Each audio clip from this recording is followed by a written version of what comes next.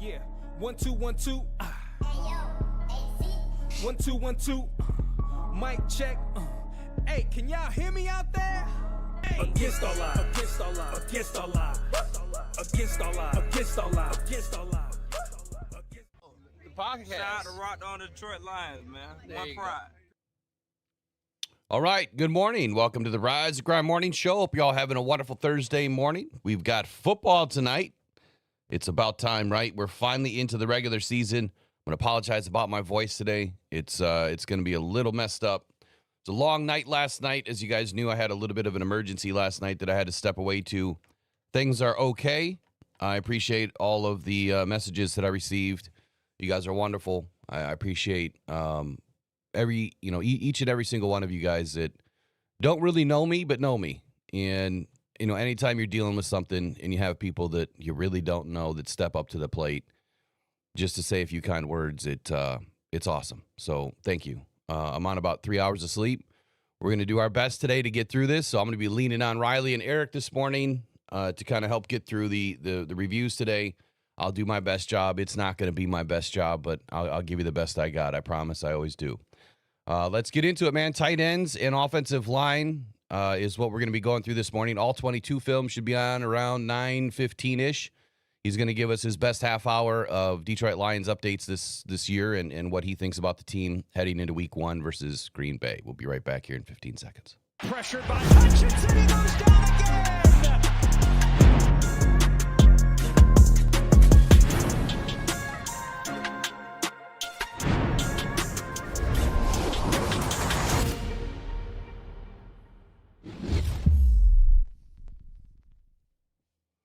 All right. Good morning, gentlemen. How are we? Good morning. It finally quit raining up here, so everything's good. Good Riley, morning, how are you, man. What's going on out there in Utah? Man, I'll tell you, I'm doing well. It's I was just thinking here, based on what you were just saying there in the intro, and somebody said in the Voxer chat, it was a newer name, but it was somebody that said, we rocked on, we rallied together, and I thought, man, it's so true. It's we all love the Detroit Lions. That's the team. And then this is the Rocked On Detroit Lions team. And so it was cool to see, no question, immediately everyone rally and go to support for you. And so, and even this morning, seeing some really nice comments from everybody in the chat. It's just, I'll tell you, man, that this is the place to be every single morning, and happy to be here and get this thing started. Absolutely, man. It's, we're here because of a team, but it's now become such a close-knit community, and it's almost like your second family, away from your family. When you're at a football game, it's like a different version of your family, right? Might be the most rowdiest, people in your family that you're going to hang out with, or, just some good old-fashioned good old boys, man, that just want to hang out and have fun and watch some football. Either way, it's amazing. It's amazing to be part of a community like this. You never think that at age 43 you go through some stuff, and here you are, and here you are, and still here hanging out. So appreciate you guys. Do us a quick favor. We need to get those likes up this morning if we want to get ads off. You guys do a wonderful job every day. Our goal is at least 100 every single day, but let's hit it before 8:35. Let's try to get it up to at least 75% of who's in. I'm expecting a decent crowd, but I didn't advertise because of what happened last night, and that's okay. We're just going to have some fun with it. Today's offensive, unbiased reviews, and we're going to be continuing on with the offensive line and tight ends today. We've got to squeeze it in here in about 45, 50 minutes, so we'll do our best job. And I think what I'd like to start with, once I get my sheet up here, is obviously offensive line. We're going to start there first. So, Eric, do you have any sort of an opening statement, or Riley, either one of you have an opening statement you want to start with? Let's see here. Sure. The NFC North presents a compelling hierarchy of offensive line talent heading into the 2025 season, leveraging the most current depth charts from our lads and everywhere else. I've looked into it, and I've ranked the 4 offensive lines for the NFC North teams. And how are we going to do this today? Do you just want to spit out 1, 2, 3, 4, or do you want to start with a certain one? Well, we'll do it like we have been. We've been kind of going like number 3, and then number, what do we go, 3, 4, and then number 1. Okay. I think is the way we've been doing it. The way that I would like to look at, or at least my little opening statement for this would be this: there is a ton of shakeup in the NFC North this year. Mhm. There's a lot of new players that have come in through free agency. There's some teams that have lost, some key figures, whether it's coaching staff and players like the Lions are dealing with. The Bears, the same thing. They've lost, plenty of their assets. There's a lot of, people out there that say that the number one issue for the Lions this year is coordinators and losing coordinators. I know if someone has something going on in the back end there. I just heard some noise. The thing is the Bears are in the same boat, right? They're in the same boat as the Lions. They have a gutted, team as far as, offensive, defensive coordinators and staff, as well as personnel. Anytime you have a new coach, you have a lot of new personnel on the field. So if there's any other teams out there in the NFC North that are in, a similar situation to the Lions, it's the Bears. The difference is the Bears are retooling. Or, I'm sorry, the Lions are retooling. The Bears, they're starting over. They're back where the Lions were in 2021. So we'll see who does it better. Are the Lions going to continue their trend of adding strength after strength and it's business as usual? Or are they going to take a step back this year? I think for me, my biggest worry this season was the offensive line and the offensive line depth. I'm less concerned on the defensive side of the football. I think that we're totally fine over there, but this is the one area that I do have a little bit of concern. So let's start with number 3, and the way that we'll shape this is it's really number 3 room, right? Who has the best room for the starting 5? And then if you were to pinpoint, 1 or 2 players on each offensive line that make the difference for that room, who would they be? So let's start there. We'll start with your number 3, Eric, as far as what is the number 3 room? All right. So I'm going to surprise you. I am not a homer on this part. Okay. This is going to shock a lot of people right here. I have the Detroit Lions as the number 3 room in the NFC North heading into the 2025 season. And there's a reason for that. Hold on, Eric. Hold on. Okay. We just lost Eric for the rest of the day. I don't know what happened, but he's gone. All right, yeah. He's done. He's canceled. Yeah. It's over. We should have known coming in this morning. Will, your fuse was like right here, man. There was just a little bit, and Eric, you just blew it, man. Yeah. That was all it took. Yeah. So there's some reasons that I put the Lions at number 3. Now they could easily rise to number 1. Easily. After 1 or 2 games, they could be number 1 again in the NFC North. It's just, we have a lot going on. Okay. You have Christian Mahogany and Tate Ratledge that are unproven commodities. We saw Christian Mahogany for 70-something snaps last year. He did a spectacular job in 2 games that he played. He played in 1 full game, and then he played in the NFC divisional game. He did great. Had great numbers, great PFF, great everything else. But we got to see him have a bad game. We got to see how he comes back from that bad game, because everybody has a bad game. Penei Sewell has a bad game. Taylor Decker has a bad game. Every single lineman in the NFL has a bad game now and then.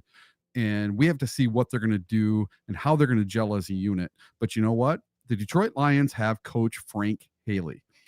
And Hank Fraley. He sets the standard in the NFC North, and it all starts with him, Penei Sewell, and Taylor Decker. So those are your 3 pillars for this offensive line, or I think are Frank Haley, Taylor Decker, and Penei Sewell. I used to get it wrong all the time too. Hank Fraley. Yeah, that's what I said. This is Frank Haley. It's all good. Oh, it's all good. Hank Fraley. I used to do it all Frank the time. Haley. Frank Haley. Jesus. Oh, it's morning time.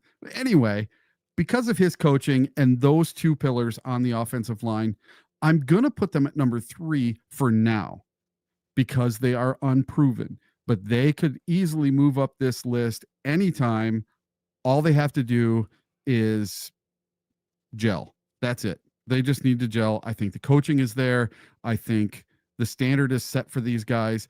And if you want me to pick my top couple of players, my left tackle and right tackle, This is the best right tackle, left tackle combo in the NFC North, probably in the NFL. So I'll take Taylor Decker and Penei Sewell over anybody for left and right tackles. Okay. So remember, you guys, make sure you save these so you can send them to me later on so that I can actually compile the list. If I can get all of them for the week, that would be helpful too. So you have the Detroit Lions as the number 3 overall group. Yes, sir. Okay, so you explained your reasons why. I get it. What about your number 1 or number 2 overall guys that make the room? You're saying is Taylor Decker and Penei Sewell. Yep. And you rank them above everybody else in the NFC North? Yes. Even Taylor Decker? Yeah. Well, I put them as a group. I would say as, you know, a left right tackle combo as number 1. Okay. I got you. And if you want to list just one player, I would say that Penei Sewell is the number 1 offensive line player in the NFC North and in the NFL, in my opinion. Okay. All right. So number 3 for you, Riley. What is your number 3 overall group? Yeah, I'm right there with Eric. Again, I think looking at some of the moves that the other teams made, I just know last year, a lot of it, obviously for the Lions, is the talent on the offensive line. You lose Ragnow, you lose Zeitler, right? There's some holes to fill there. So if people are talking about the Lions regressing, it's either the coordinators or, like you said, it's going to be the offensive line, questions on the offensive line. It all hinges on Ratledge, to me, and Mahogany, and how, like Eric said, how they gel and how quickly they get up to speed. I think this is more a testament to, I think, that some of the improvements that the other teams have made, Minnesota and Chicago in this division. But we'll see, man. I think obviously with how talented Gibbs and Montgomery are, they're still probably going to be able to put up very good statistics, even with, maybe not as good of a line in front of them. But again, I think that your pillars are who they are. Penei Sewell, arguably the best player in the NFL. Any line that has Penei Sewell on that line is going to be at least, he sets your floor as a group, a positional group, so high. So I think my number 3 would also be the Lions, and your pillars are Decker and Sewell, and then you're hoping on Ratledge and Mahogany. All right, I think I get it. I'll start with this. PFF obviously does their rankings every season. And right now, the Detroit Lions are ranked as the 13th best overall offensive line. Their statement about your Detroit Lions this season is perhaps no unit is expected to drop off more in 2025 than the offensive line of the Detroit Lions. The perennial top 10 unit, which honestly is top 3 unit for the last 2-3 seasons, endured several changes this offseason, losing Frank Ragnow and Kevin Zeitler to retirement and free agency, respectively. Christian Mahogany, a 2024 6th-round pick, which, by the way, was a second-round grade, slipped all the way through to the 6th round because one of his legs was like a half inch or an inch, longer than the other. And great. If that's his left leg and he's playing left guard, perfect. Right? That's just going to help him anchor a little bit better. Anyway, the Lions are slated to start Christian Mahogany at one of the guard spots, which is obviously left guard. And then a rookie, Tate Ratledge, will take the other guard role, at the right side. Detroit still boasts arguably the best run-blocking right tackle in the league in Penei Sewell, but the interior might still hold back this unit. Okay. I get what they're saying. I've heard what you guys are saying. But I couldn't put the Detroit Lions at number 3. There's just no way. I think that we know each and every season that Mr. Hank Fraley is, and always has been, a true leader and champion of this room. He has gone through what the Lions have gone through over the last 3-4 seasons is watching 10, 12, 8 different offensive line formations hit the field. Consistently throughout 2021, battling injuries with Taylor Decker and Jonah Jackson. That kind of followed through in 2022. It didn't matter what year the Lions have gone through a systemic issue with injuries, it seems like. But it started with the offensive line. And not so much last year, but the previous 3 seasons, we've seen nothing but a different formation in there. And when you're playing half a season with a different formation, that does something to the team. One, I think it hardens and it sharpens that steel. You know, when you're building a blade and, you know, you're hardening that blade, you're going to have to go through some trials and tribulations at first, right? The same thing for this offensive line unit. They're not afraid of having new players step up. They're not afraid of playing with new players. Now, last year, you did see a drop-off in play with Graham Glasgow out on the left. And I knew that was going to be an issue, or at least I didn't know. I predicted that it was going to be an issue. I'd rather have saw, you know, Graham on the right, but you're not going to take an all-pro right guard out of there with Kevin Seidler. I mean, you just wouldn't do that. But Graham on the left side for an entire season was not the answer, and he struggled. Now, the question is, was it his fault or was it Decker's fault? You know, who started the issue over there? He didn't have his best year. This year, he goes back to playing center. So he's still not going to his natural right guard position that he loves to play, but he has significant amount of snaps at center throughout his career in college and in the NFL. Played a significant amount of snaps at Denver at center. So I'm less concerned with those 3 guys. And then you have Christian Mahogany, which, by the way, I get it. 75 snaps, it's a very small sample size. This is a guy that missed the entire offseason. He missed the first 6 weeks of the season or more because of mono. He lost a ton of weight, and then he comes back and he's asked to play throughout the season. And every time he got in, he knocked it out the park. Now, it wasn't perfect, of course not. But you could see that this was a guy that could develop into a really solid guard. His grade last year, had he played a whole season, I'm sure it would have been a little bit different. Christian Mahogany was the 21st ranked offensive lineman of all tackles, guards, and centers. Now, again, we have to put a little emphasis on the fact that it was 75 snaps. Not enough. There needs to be a 0 behind that for us to really have the comfort level in what Christian Mahogany brought last season. But he was even keel across the board. 81.6 overall, 80.8 in the run, 82.6 in the pass. If there's one thing that if you go back and you look at Christian Mahogany's ability throughout his college career, you're going to see the same thing. A player that knows how to play the position and has confidence in himself. Frank Ragnow, huge loss. You're never going to be able to replace that man. He's as special as they come.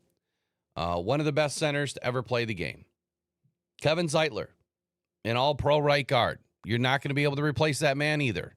But I have so much confidence in Tate Ratledge after watching him get in that preseason game. Again, small sample size. But I said this before. When I listened to him speak during some of his press conferences or interviews, I heard Frank, Decker, and Penei Sewell all come out of his mouth without mentioning their names. And what I mean by that is the way that he spoke about the position, the way that he felt that the position needed to be played, and speaking often about the standard. Tate is way ahead of himself as far as where he should be projecting this early in his career. We haven't seen enough, but I am less worried about a guy named Tate Ratledge who's going to be playing next to an all-pro right tackle mixed in with a center in Graham Glasgow that has a ton of experience. I am really not concerned about those 3 guys. I am more concerned about Penei Sewell's pass pro than I am Tate Ratledge having a good season. Now, most rookie guards tend to have some difficulty in their first year, and I will expect that there's going to be some difficulty in you know, some pretty wavy waters at points in time throughout the season. Penei Sewell was your 9th overall rated tackle, tied for 9th with Zach Tom. And that's enough for me to not put the Detroit Lions in at number 3. At number 3, hold on here. At number 3, I had your Minnesota. No, I'm sorry. Where's my list? I kind of like what you say there, Will, with hearing Sewell and Ragnow and Decker come out of his mouth, and kind of what you're talking about, where as soon as he comes in the room, you look at Penei Sewell and Taylor. I'm sure that it's one of those things they'll just make eye contact with Dan Campbell or Brad Holmes and be like, yeah, he's one of us, if I understand you correctly. Exactly. I mean, what I guess maybe I wasn't very clear, but the point that I was trying to make is that I heard him speak like he was already one of the room, and he didn't even know he was going to become a Detroit Lion. You know, this was 2 years removed from the NFL draft, and it's just, you know, when you listen to somebody and if they truly mean it and they play that way, you know what you're getting. You know, for somebody to have that level of knowledge, like he's a cerebral football player. You know that Dan Campbell and Brad Holmes are not going to be taking guys that aren't smart enough to figure things out. He's a really smart football player. Yeah, your number 3 was... Hey, Will. Go ahead. You need to adjust your volume.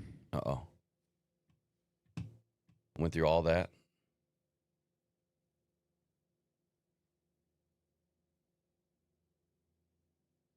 Let me double check the back end. That's a case too of like it's cerebral player you're talking about. It's almost like, are you talking about Tate Ratledge or are you talking about Isaac Tesla here, where, you know, you start to look at the players that these guys, that Brad Holmes drafts, you know, there's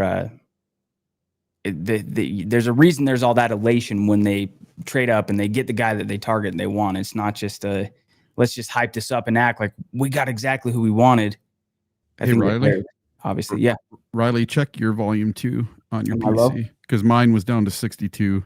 So I'm thinking that's what it is, that you and I were low and Will was loud. Because they said that Will's volume was not the same as ours. Got it. Thank you for keeping an eye on that. Yeah, your auto gain should be off. Yeah, it didn't. It went. So. Yeah, I mean, they're both off. Okay. All right. Mine's we're off staying too. stable. We're staying stable at 80 now, and we're all talking. So. Okay. Must have been when we jumped in. Could have been. All right. So, yeah, you guys are talking beforehand. That's probably why.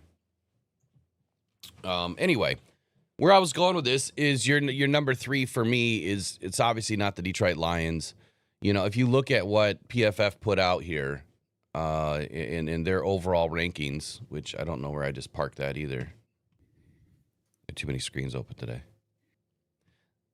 PFF put the Bears at number 4 overall, but number 1 in the NFC North. The Vikings at number 2 in the North, but number 7 overall. And then your Lions at number 3, but number 13 overall. And your Green Bay Packers at number 4 and number 14 overall. Well, I have the Minnesota Vikings at number 3. Currently. I have the Minnesota Vikings at number 3. And I'm not going to go into why just yet. We'll get into some things here in just a moment. But I will tell you that maybe Minnesota has a fairly consistent offensive line. I mean, they've got a rookie in 2024, Donovan Jackson. I'm sorry, it's not Donovan Jackson, might have been this year. They got their center, Ryan Kelly, Will Fries, Brian O'Donnell, Christian Darrisaw. Darrishaw's been fairly consistent. You know, I would say that Darrishaw's probably one of the league's most technically sound tackles when he's healthy. He's very smooth in his pass sets. He's got excellent mirror ability and very strong hands. His limited injuries in his 2024 snaps. So, you know, just taking a sneak peek, look at 2024 and what do we expect for 2025? Probably much of the same. In Donovan Jackson, obviously explosive lower body and strong grip, strength from Ohio State, your favorite school. Obviously, we'll need to adjust. He'll need to adjust to the NFL this season. His hand usage and speed of the interior defenders, obviously that's going to be something he's going to have to adjust to as well. Ryan Kelly, he's a veteran leader, man, with history of clean pass pro and strong communication. He brings a lot of stability to this younger interior. And then Will Fries, or Freeze, solid rotational guard in 2024. He now steps into a full-time role. Plays with good pad level, but can be late to recover when he's beaten. And I'm expecting Tyleik Williams and DJ Reed to beat him early and often. Right tackle Brian O'Neill, athletic right tackle with excellent range in the outside zone. Keeps a clean pocket edge and also rarely loses in space. Reliable and durable, just not better than the Detroit Lions. or good enough to be number one. Let's move on to number 4. All right. My number 4 is the Chicago Bears. And you might ask, why am I picking the Chicago Bears? They just revamped their whole offensive line, right? They got left tackle Braxton Jones, left guard Joe Tooney that they just got from Kansas City. They brought in Drew Dahlman for center, and they brought in Jonah Jackson, a former Detroit Lion, to pair with Ben Johnson on this new offensive line, and Darnell Wright at the right tackle. But the thing that Will and I have always said, the thing that gets the Bears every time, they're bought, they're not drafted and brought up through their system. So the Detroit Lions, all 5 of our offensive linemen at one time or another were drafted by the Detroit Lions. All 5 of them, all 5 of our starters. You cannot say the same for the Chicago Bears. So I don't think Jonah Jackson's got it in him anymore. He couldn't cut it with the Rams. He only lasted 1 season out there. And now he's back home, kind of, with Chicago and Ben Johnson in Ben Johnson's system once again. So he's going to be familiar with that. But is he going to have a back problem? Is he going to have a toenail? Is his hangnail on his thumb going to affect him from playing in 17 games? I think it is, because the guy he never stays healthy. He never makes it through a season. So because this offensive line is bought and it wasn't cultivated through the draft and brought up through that system, that's why I'm putting them in 4th place, because they're going to have a hard time with a completely new coaching staff, all new offensive coordinator, offensive line coach. Their line coach is Dan Rocher, and I don't know him. And even though they made a concerted effort to overhaul this offensive line, I just don't think it's quick enough.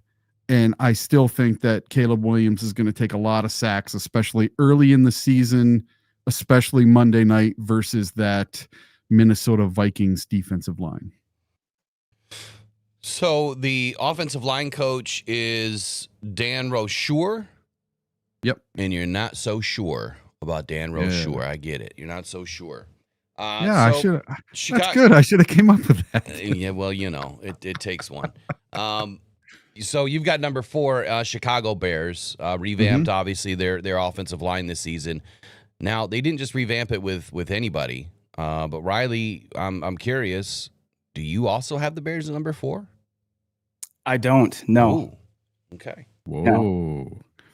I've got Green Bay at 4. Now this might be me being a believer in, maybe it's the shiny new toy, but to me, I don't necessarily think, like, if the Lions sign some of these free agent players, I'm not going to say, they're not going to be good because they weren't drafted by Detroit, right? You've got to give the coaches an opportunity to coach it. I do see the value in having, drafted your all of your guys and building the offensive line group up. But to me, when I go 1 through 4, I don't think that the Packers have one of the worst offensive lines in the NFL by any means, but I just don't think that there's nothing really about that line that screams spectacular to me. There's not really a player on that line that I think is a standout. You've really absolutely got to game plan for. For me, number 4 would be Green Bay as far as the offensive lines in the NFC North. Interesting. So Green Bay at number 4 for Riley. And again, please make sure you save these. And Chicago at number 4 for Eric. Mm-hmm. Interesting. Well, I already put the Vikings at number 3. And that one was not as tough as it may seem to put them at number 3. I just don't have the confidence in what Minnesota is trying to do. They probably should have protected JJ a little bit better this year. But Green Bay at number 4 sounds good. I'm just not so sure there either. I too would have thought that the Bears should be at number 4 because, well, I'll just tell you, Joe Thuney, he's elite. We know that.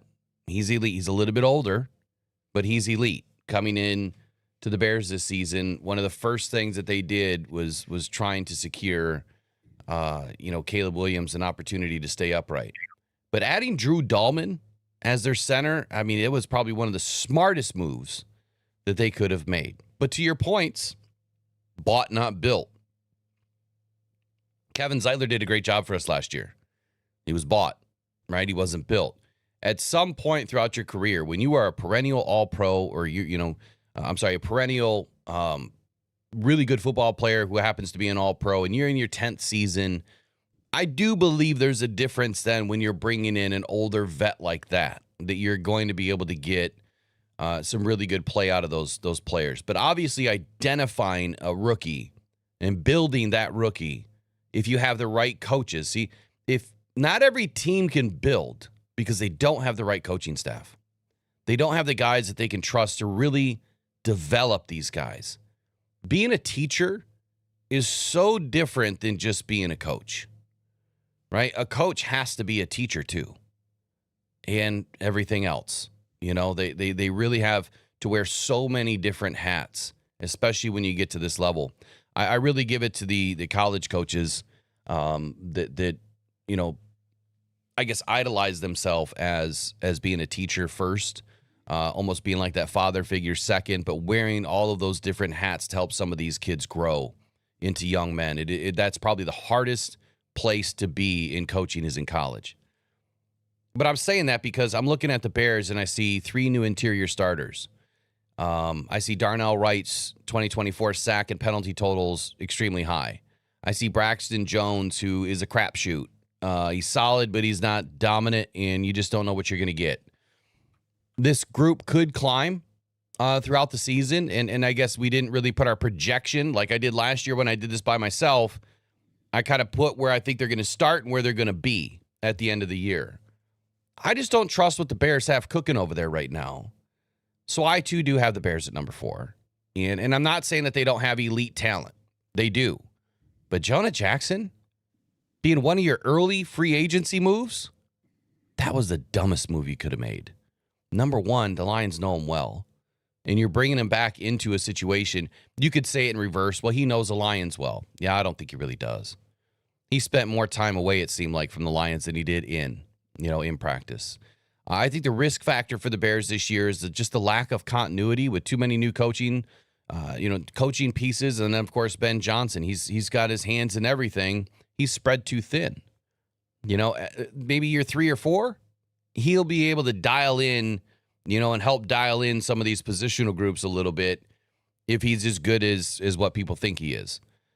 But I do have the Packers at number 4. I think that interior cohesion and penalties are going to be a big problem.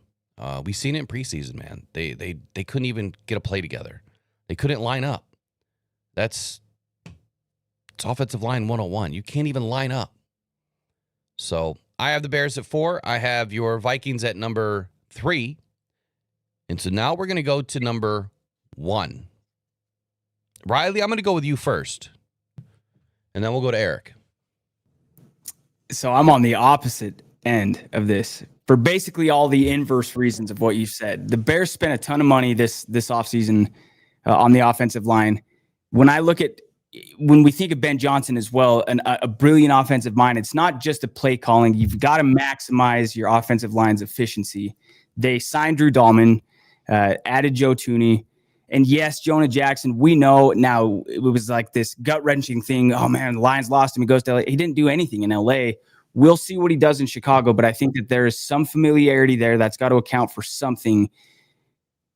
You do just make a good point there. It's 101. You got to know how to line up. But I'm assuming and would hope that for Chicago fans that that's early ironing out some kinks there. But I think that the Bears are going to be the most improved offensive line in this division. I could be wrong, but I think that they're also going to be the best offensive line in this division. Riley, are you still in? Are you still talking? Well, you're the one that calling the plays here. I may or may not have my spot.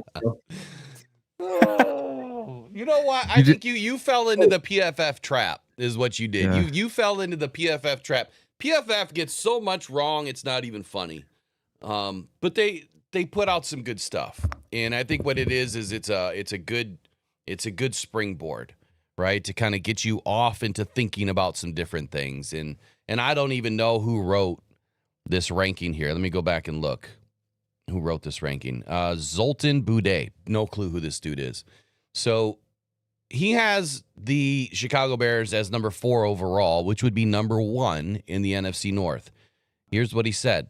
He said things are set to look a lot different in Chicago. Not only is the offensive line remolded, but it is also perhaps the most improved in the NFL. Braxton Jones and Darnell Wright, who both finished among the 22 highest graded offensive tackles in 2024. Let's not forget they had, plenty of penalties. Were already a promising young duo. Now the unit has 3 new interior starters who represent immediate upgrades. Trade acquisition Joe Thuney has been the best pass blocking guard in the NFL in recent years.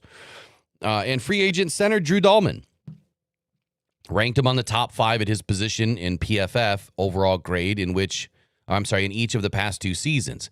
If right guard Jonah Jackson can stay healthy and get back to his old form, which is not going to happen, this can be one of the NFL's top offensive lines.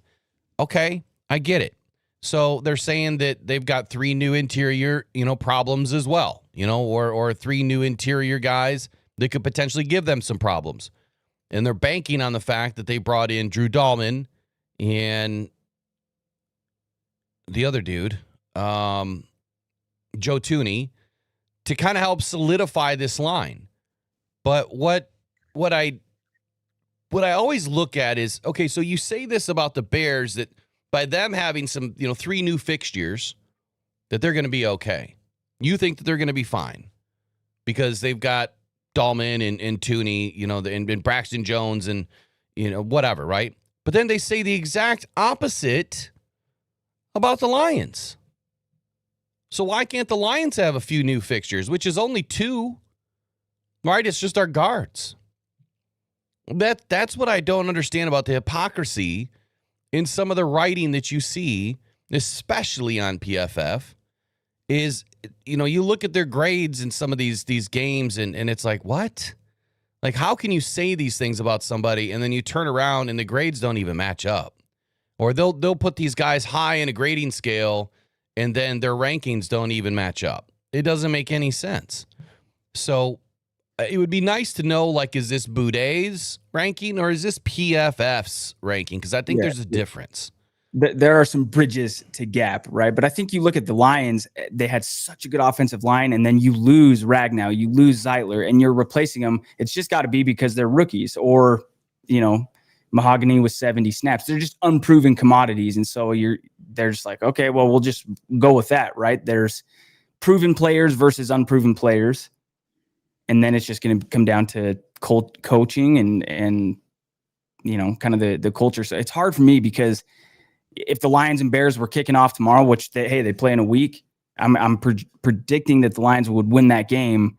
But I do expect that the Bears are just going to have a much better offensive line this go around. They weren't very good last year, and God knows they need it out there in Chicago for Caleb Williams. Eric. Yes. Who's your number 1? My number 1, you're not gonna like it. It's the Minnesota Vikings, and they're doing it for JJ McCarthy. They have revamped their line this year as well. And at the tackle positions, they are set with one of the best duos in the NFL. Christian Darrisaw is an elite left tackle, and Brian O'Neill is constantly high as a high-level performer on the right side. So because of those 2 tackles and what they've done in the middle, bringing in Will Freese and Ryan Kelly, and then they have Donovan Jackson at their left guard, I think that this, for now, to start, is the best in the NFC North. Okay. Their offensive line coach is Chris Cooper, who I do not know, but apparently he's been there for a few seasons with the Minnesota Vikings. So they have a little bit of continuity there. And these could all change on a dime. As soon as I see week 1, all of my rankings could completely blow up, right? The Lions could come out of the gate instead of being third. They could be the best line coming out of the gate. The Bears could come out and instead of being my number 4, they could be number 1. It just depends on which one of these lines gels the quickest.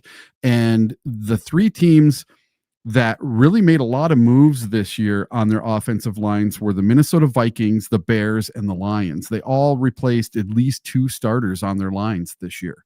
So all 3 of them are going to have continuity issues because they're all 3 teams are putting together a new offensive line. The only one that's really mostly intact is the Green Bay Packers, and that's why I have them at number 2. So for me right now, it's Minnesota Vikings at 1. And when I asked AI to put together a list of theirs 1 through 4, they had the Detroit Lions at number 1. And then they had the Chicago Bears at number 2. They had Green Bay at 3, and they had Minnesota at 4. So I am the exact opposite of the Minnesota Vikings. I have the Minnesota Vikings at number 1 instead of number 4.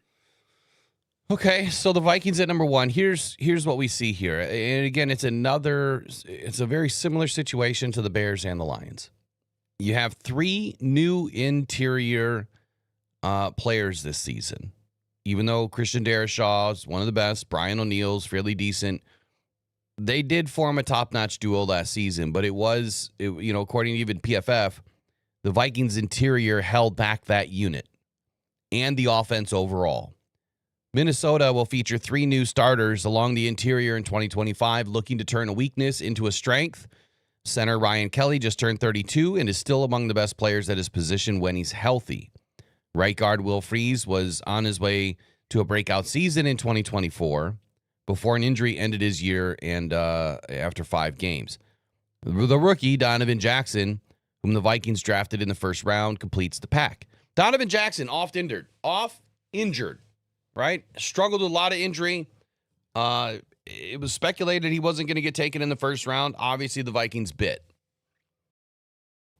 The thing that I'll add to that is the Bears, the Vikings, the Lions, all dealing with similar issues. A lot of new starters hitting the field for their offensive line. I don't think that there's any question Penei Sewell's the best tackle out of all 4 of these teams. Right or left tackle, Penei Sewell's your number 1. Taylor Decker, he's been up and down, right? But the one thing that he doesn't do is usually he doesn't have a lot of penalties and used to not give up a ton of sacks. Last year was a different year for him. Taylor Decker, let me pull him up real quick. You guys could keep me on time here. Let me know when it's like 9:05. Yeah, you're good. I'm getting a little nostalgic here thinking, gosh, man, I wish, like if Ragnow was still on the team, I know I'm living in the past here, but this would be unanimous, right? For all of us, Detroit Lions, I'd be feeling so damn good if Ragnow was still out there. I think that we all would. For sure. When you take a look at his offensive grade charts last year, let me just go back. 2016, he was an 82.1. 2024, he was a 77. 2020, smack dab in the middle of his career, he was an 82. Between that time, Taylor Decker fell off from an 82 to a 65, jumped up to a 70, went up 5 more points to a 75, then all the way up to an 82. And now he's settled in where he belongs, where he is, who he is as a left tackle, which is smack dab in the middle of the 70s. He's a 76 overall as a left tackle. That's not a bad place to be. I would love to see my left tackle be elite. I do believe that the Lions are going to upgrade this position next year.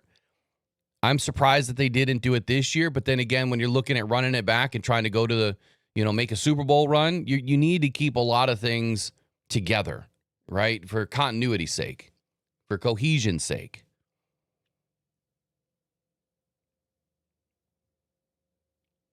When I take a look at what he did last season, he gave up 8 sacks. 8 sacks, 4 hits, 19 hurries, 31 pressure. is what he gave up last season. Probably one of his worst seasons ever on the left side. But again, when you compare him to everybody else, it's not as bad as what we think it looks like. Or it may look worse than what it really is. Was it a down year for him? Absolutely. It was. Where does he rank overall?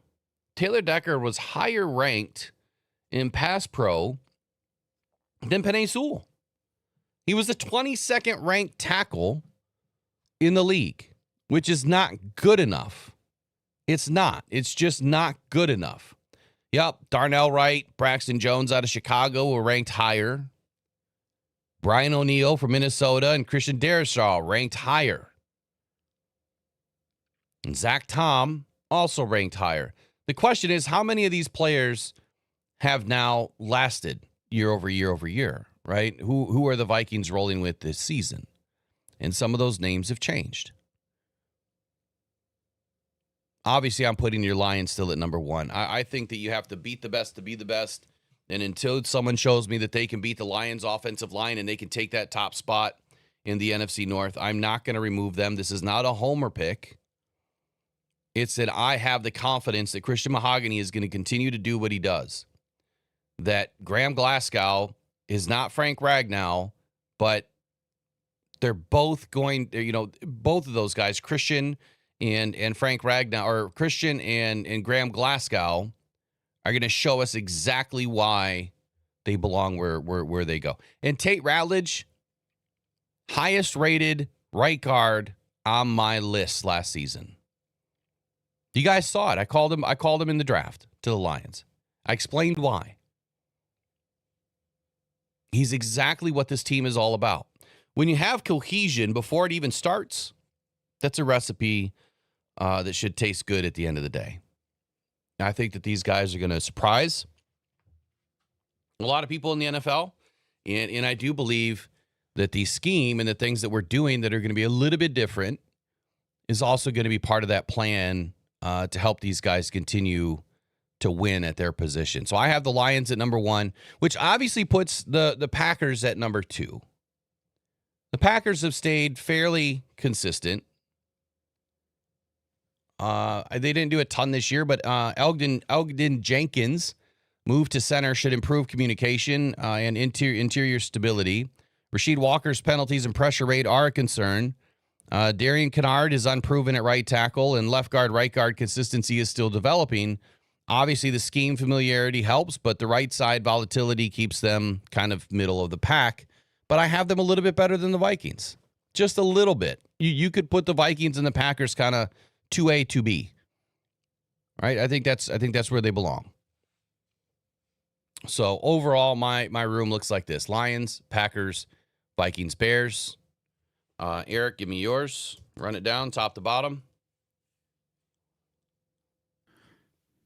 Whoops. Mine, top to bottom, is Vikings number 1, Packers number 2, Lions number 3, Bears number 4. So you and I have 1 and 3 flip-flopped. Gotcha. And then Riley. Bears. Sorry, I was just waiting for some noise my dog was making over here to stop. But You're fine. Chicago number 1 for me. Number 2, Minnesota. Number 3, I've got Detroit. And number 4, I've got Green Bay. Well, you can definitely tell none of us spoke to each other. Nope. But that's good. We're all doing this independently. I did this, 2-3 hours the other night and put this all together for everything, without talking to you guys first. So yeah, when you said Lions at number 3, Eric, this morning, I thought, oh, here we go again. We're just going to be, kind of falling in line. But no, nice to see some shake up here. And again, I'm going to fall on that sword, but people have doubts about Ben Johnson being a coach. I can understand why those exist, but I hope I'm wrong. I just fear that he's going to be a good coach, a good head coach in Chicago, and that's going to make things hard. I don't think there's a doubt that he's going to end up being a decent coach. I think that what he's up against is, number one, he's not coaching the offensive line.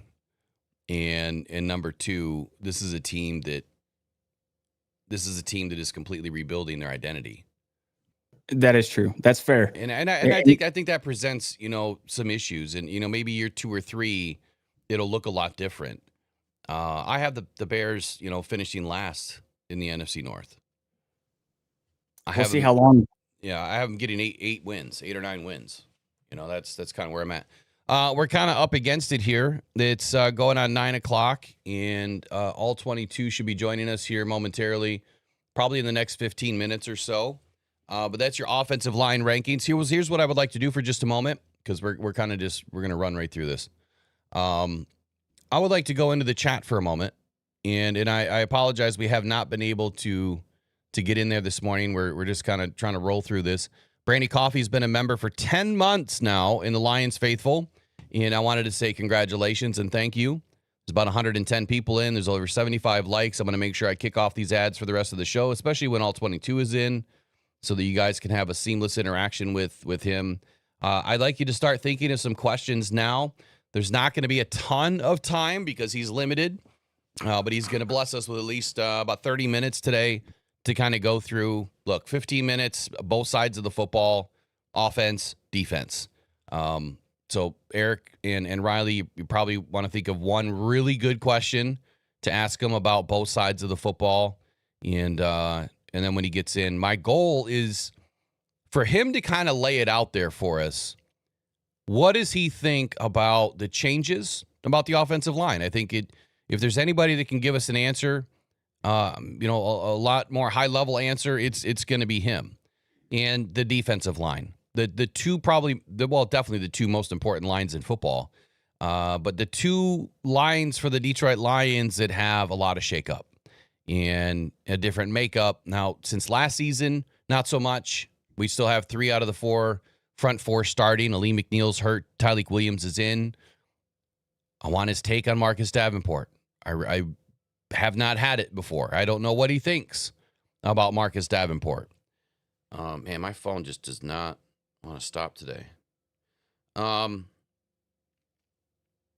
do want to roll into something. There was a message, or there was on Twitter last night.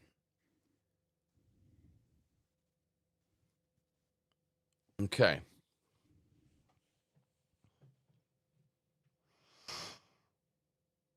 And maybe, So I'm assuming.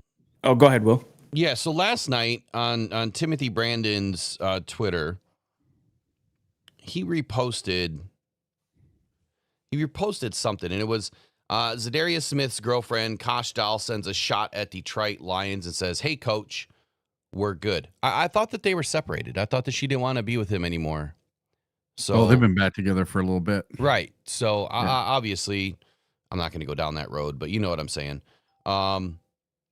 The next part of this is some individual in here, I'm not going to name names, says, "I'd bet a bunch of money that Brad is going to regret burning this bridge because we all know Davenport has like a 5% chance of making it far into this season. So disappointing." And I thought this was just the best response ever. Again, I'm not going to name names. Says, "Yeah, we should definitely overpay for a guy who's been on vacation all offseason with his rapper girlfriend on the wrong side of 30 years of age." What a knowledgeable football guy. Just saying, he's not wrong. He's not wrong. So the Patriots should have given up on Tom Brady when he blew his ACL, and that's it. They should have just never brought him back, right? Because he was injury prone. The point that this individual is trying to make is they think that there's a burnt bridge between Zadarius Smith and the Detroit Lions, and I fail to believe that. No. I fail to believe that. So, all right, quickly, tight ends, or we can save it. We got tight ends, and I forgot, we also have wide receivers. We definitely won't. We definitely will not get to wide receivers today. Yeah. Wait, did we do wide receivers the other day? No, we didn't. What did we start with? We did running backs. Did we do running backs and wide receivers? Yeah, we did running backs and wide receivers. Oh, I couldn't remember if we did. I thought we had. That was the first. That was the first thing. Oh, I didn't remember doing wide receivers. Pretty sure. Pretty positive. I mean, now Okay. you're tugging on a 45-year-old's memory. So from 3 days ago, a lot's happened since then. Yeah, I fell asleep. So I could have swore we ran out of time. Because we did quarterbacks and we did running backs. We never did the wide receivers. maybe we didn't. Maybe we did. Nope. But you know, we can do that tomorrow. We can do that Okay. tomorrow. I'll just have to crush defense this weekend on Saturday or something, or I'll do some Yeah. videos. So tight ends, real quick. All right. Super fast. Super fast. Here's what I want you guys to do. Just run down the list for each of you. We'll start with you, Eric, then Riley. Okay. 1 through 4, who's the best room overall? Yep. And then who's the best tight end overall? All right. So number 1 room is none other than your Detroit Lions with Sam Laporta. He had 726 yards and 7 touchdowns, followed by Brock Wright with 100 yards and 2 touchdowns. And then backing him up was Shane Zylstra with 22 yards and 0 touchdowns. But then you move into number 2, and that is the Green Bay Packers. So number 1, the Detroit Lions, number 2, the Packers, and that is Tucker Kraft, Luke Musgrave, John Fitzpatrick, and Ben Sims. Their best tight end was Tucker Kraft with 707 yards and 7 touchdowns, very similar to Sam Laporta, but a few less yards. And then number 3, we come in with TJ Hawkinson, Josh Oliver, and Ben Urasek with the Minnesota Vikings. And TJ Hawkinson was their number 1 at 455 yards and 0 touchdowns. And then the Bears, they're in 4th place. They have Cole Kmet, who had 474 yards and 4 touchdowns. Durham Smythe with 53 yards and 0 touchdowns, and then their new rookie Colston Loveland with 0 and 0. So I rated the rooms: the Lions, Packers, Vikings, Bears. And my number 1 overall tight end is none other than Sam Laporta with 726 yards and 7 touchdowns. Lions, Vikings, what? Lions, Packers, Vikings, Bears. Okay. And Sam Laporta is number 1. Gotcha. Yeah, I didn't need to question that. He's got the best stats of any tight end in the NFC North by far. He's tops of the league. He's top 5 for sure. All right, so Riley, your tight end rooms, how do they go? Yeah, and that's on that note too. You think of Sam Laporta's statistics, they could be even more. I mean, if they wanted to feature him more, he could do what he did his rookie year, probably again this year, with even a little bit to boot. But for me, the position room goes Lions, Packers, Bears, Vikings. And all statistics that Eric kind of just rattled off, but I'll keep mine short. Lions, Packers, Bears, Vikings. Best tight end in this division, obviously, is Sam I am Laporta.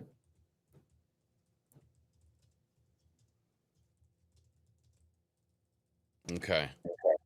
I do think Colston Loveland's going to be really good. I think the Bears, obviously, we know Ben Johnson's going to utilize him, and they can't make him, such a high draft pick and then not feature him. So I do think he's going to be a really good player as well in Chicago. But until we see it, that's kind of where I'm going to lay my rankings going into the year. I did see a message in the chat that they thought that my voice is a little bit muffled, so I'm still working through all of these settings on the back end, and it's just going to take a little bit of time. It will be dialed in before the weekend, I promise. It's just it just takes a little bit of trial and error. I thought it sounded fine last night, but today might be a different story. Partially because my voice is all scratchy.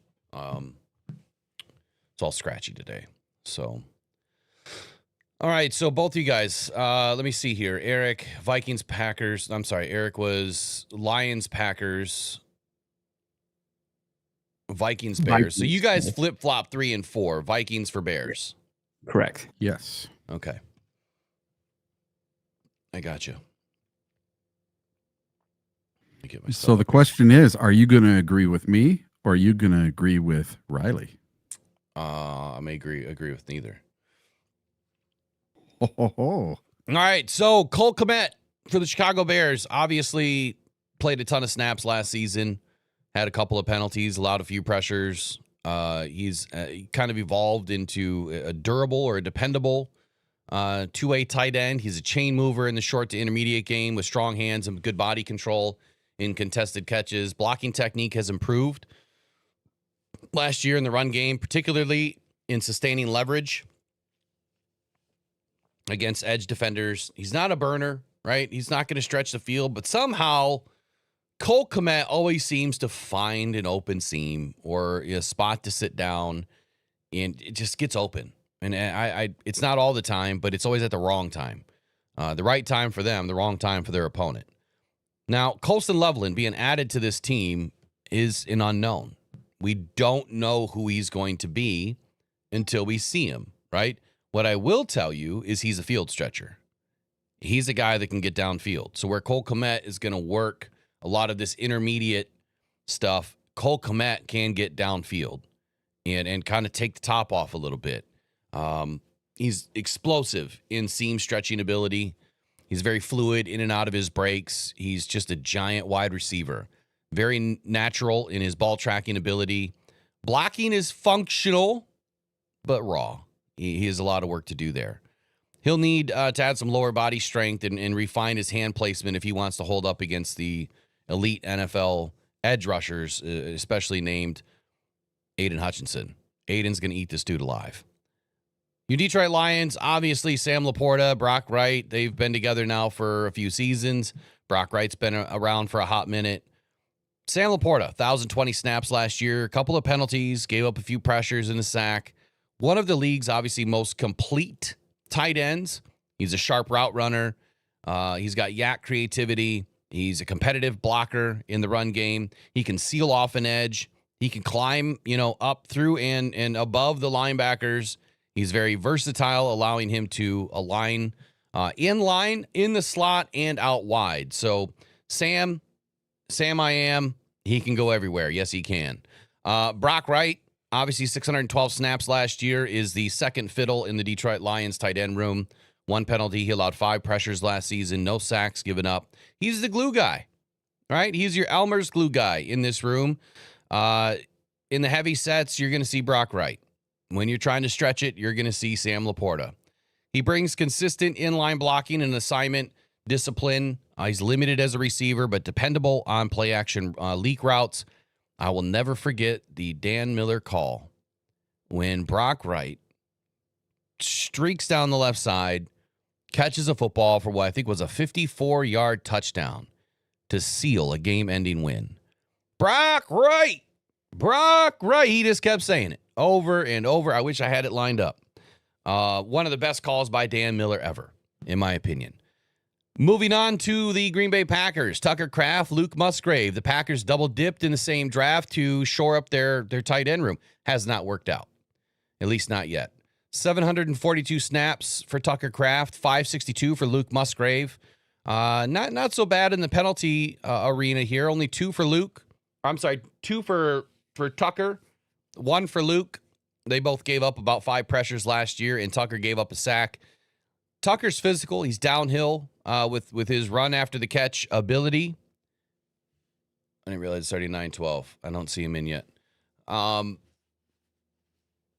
Blocking anchor has improved, or his anchor in the blocking game, it has improved in 2024. He's starting to hold up a little bit better to the bull rush. He's still developing route nuance against man coverage.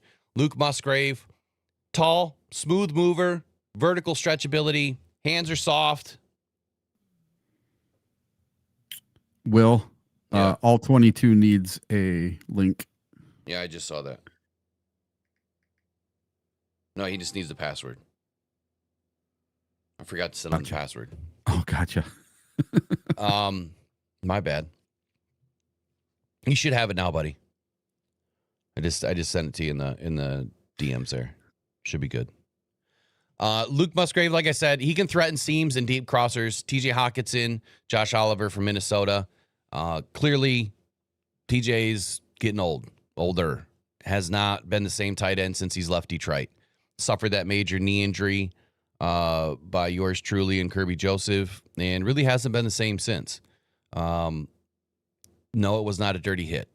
premier receiving tight end with crisp route running and strong catch through the contact ability. Here's where I'm going to rank these guys. Obviously, your Lions are at number 1. Clearly, your Lions are at number 1. I don't think that there's any doubt in anybody's mind that room belongs to them. But I'm going to do something that no one's done yet. I'm going to take a risk, and I'm going to put your Bears at number 2. And the reason why I'm doing this is because we didn't go through now and then. And so this is my then call, where I believe that the Bears are going to have the second best tight end room to end the season in the NFC North. And then it's going to be your Packers, and then it's going to be your Vikings. So, like I said, I didn't agree with either of you. That's where I'm at. Let me get Mr. All 22 dialed up here.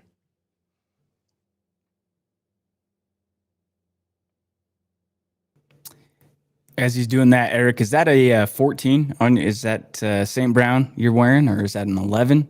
Yep, St. Brown today. St. Brown today. Yeah, got my new white draft hat today. I got, I don't know, that one you were wearing yesterday. I was going to text you. That hat you were wearing yesterday was nice. Wait till you see the one I got for tomorrow. It's pretty cool. No shortage of Lions gear. No. Like, I'm going on this big trip. I'm leaving Saturday morning, and I'm going for 11 days, and I have 11 hats and 11 jerseys all lined up for it. Something different every day. Yep, every day is going to be a different one. One of these days, I'll take a picture of my hat collection and my jersey collection. Yeah, do you have more hats or more jerseys? It's about equal. I literally have a rack that holds 200 hats, and it's full. What do we have in the chat? Have we missed anything in there? Let's see.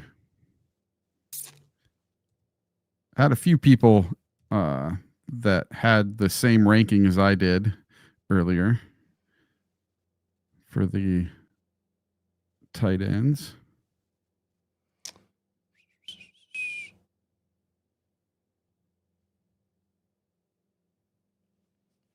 Okay, what's going on here?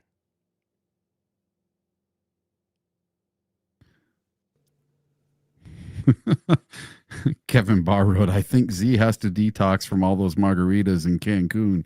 Right. Should be ready to go by October. That might be part of that.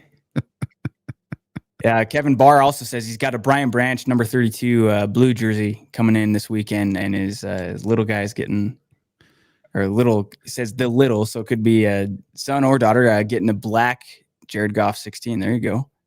I have a blue Davenport getting delivered today. And that might be the one that I wear to the game. Now, let's not forget, we've got jersey raffles that are still going on. It is week 1 of the NFL season. So if you visit buymeacoffee.com/Rockdown, there's multiple jersey raffles going in. And we are very close. I'm pretty positive we're going to get one of them drawn on before the game. And there's a great possibility that I'm not going to be at the game this weekend. And if that's the case, we'll probably be able to do one during the game while live. Give me 1 second here, Mr. All 22. I just got to find a image for you real quick. His camera, I guess, is not working. Trace has a Goff jersey coming in on Saturday, and right as Will mentioned that URL, the Buy Me a Coffee, Brandy had it dropped in like a half a second. It was very quick. Awesome. Well done. So she's right on it with that stuff.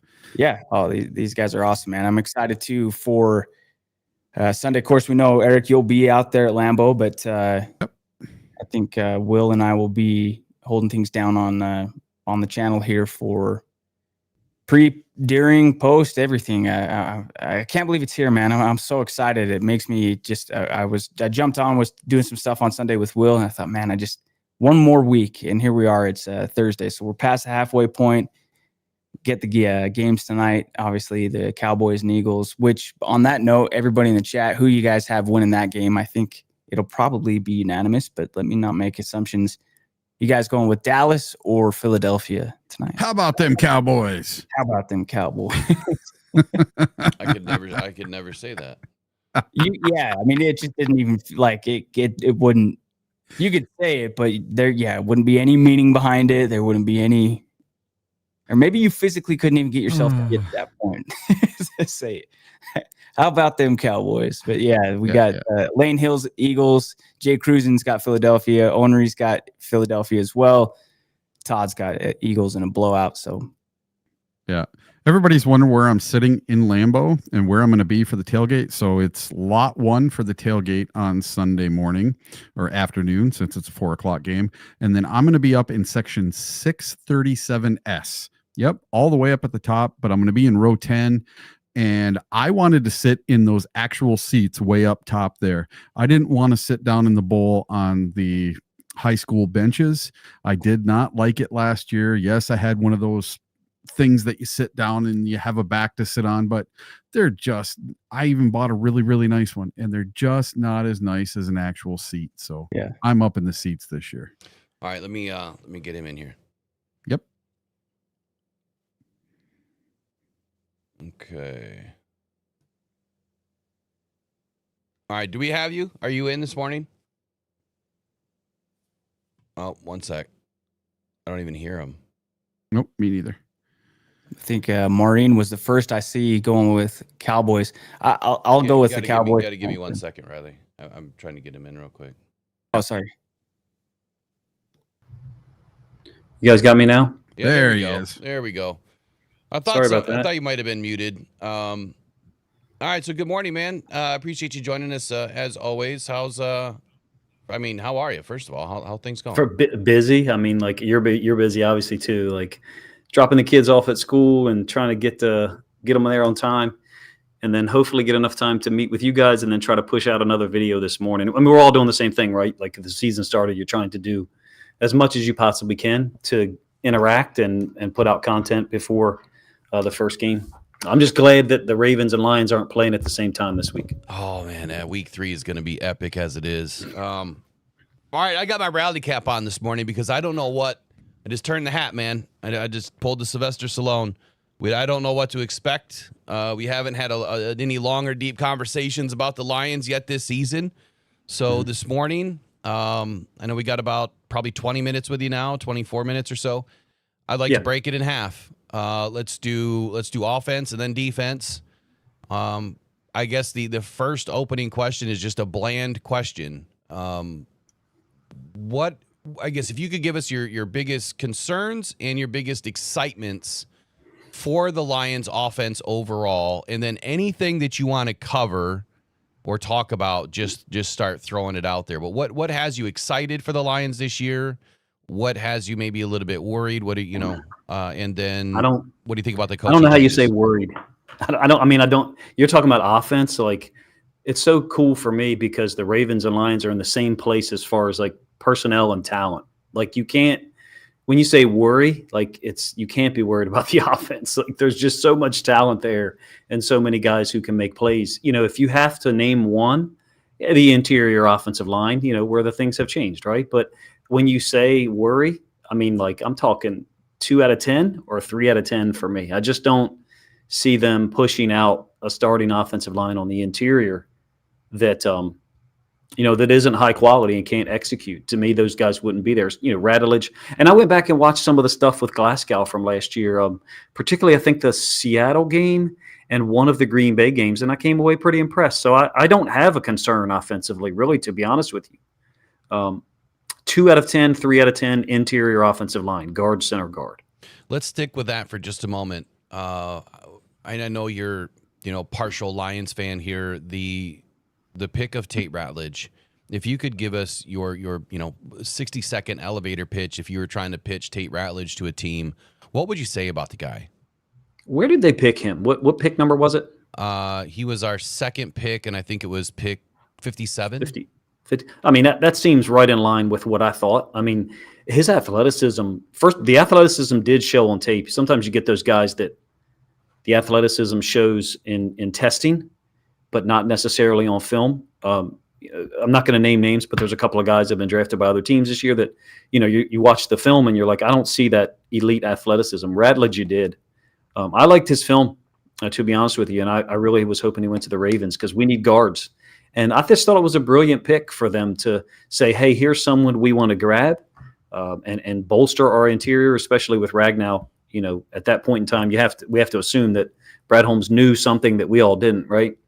I don't know about you. I thought that pick was Mike Green. You know, when they traded up, I thought, okay, this is Mike Green.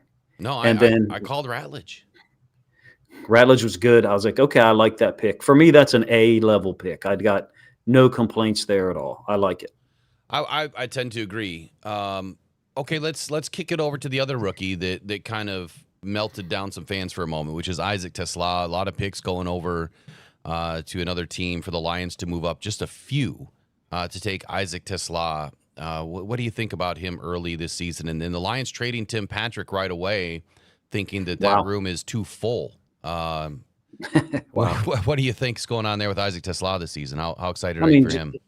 I think after the first and the second preseason game, I did videos on him, and both times I said he's the one guy that you watch during the game on the offensive side, and you say he looks like a starter. You know, that from the standpoint of the body frame, the ability to move. I mean, there's like one rep maybe against Atlanta where I'm like, okay, he had trouble getting off a jam, but then the next time he sees the jam, it's a clean win on like I think it was like a 4th and 3, or maybe it was a 3rd and 3. And then he had another one in the third preseason game. Maybe I'm getting my games mixed up because the Lions played like 8 preseason games, right? So I just thought he looked like the most ready guy out there. I'm talking about from a position player standpoint, and there was a wide gap between him and the other guys that were out there, including like guys like Craig Reynolds. I mean, he looks ready to go. I personally, from a selfish standpoint, would have loved for the Lions to have had Patrick and him in case of injury. It's a long season, 17 games, especially with some of the plays Tim Patrick made last year. I mean, you got to give him respect for what he did to resurrect his career. And I thought he came in and performed well last year. But the Lions, you know, Brad Holmes is that guy that I don't play poker or anything like that, but to me, he's the guy that if you're playing cards or something and he's not there, everybody's kind of jovial and having fun, and it's a relaxed game. And Brad Holmes walks in the room, and everybody's like, "Oh shit, you know, this is going to be a different kind of night playing cards," because he plays a different game. And you know, you didn't necessarily ask me this. I have to tell you that I appreciate it. I like both of the GMs that I get the opportunity to talk about, Eric DeCosta and Brad Holmes, but they're very different.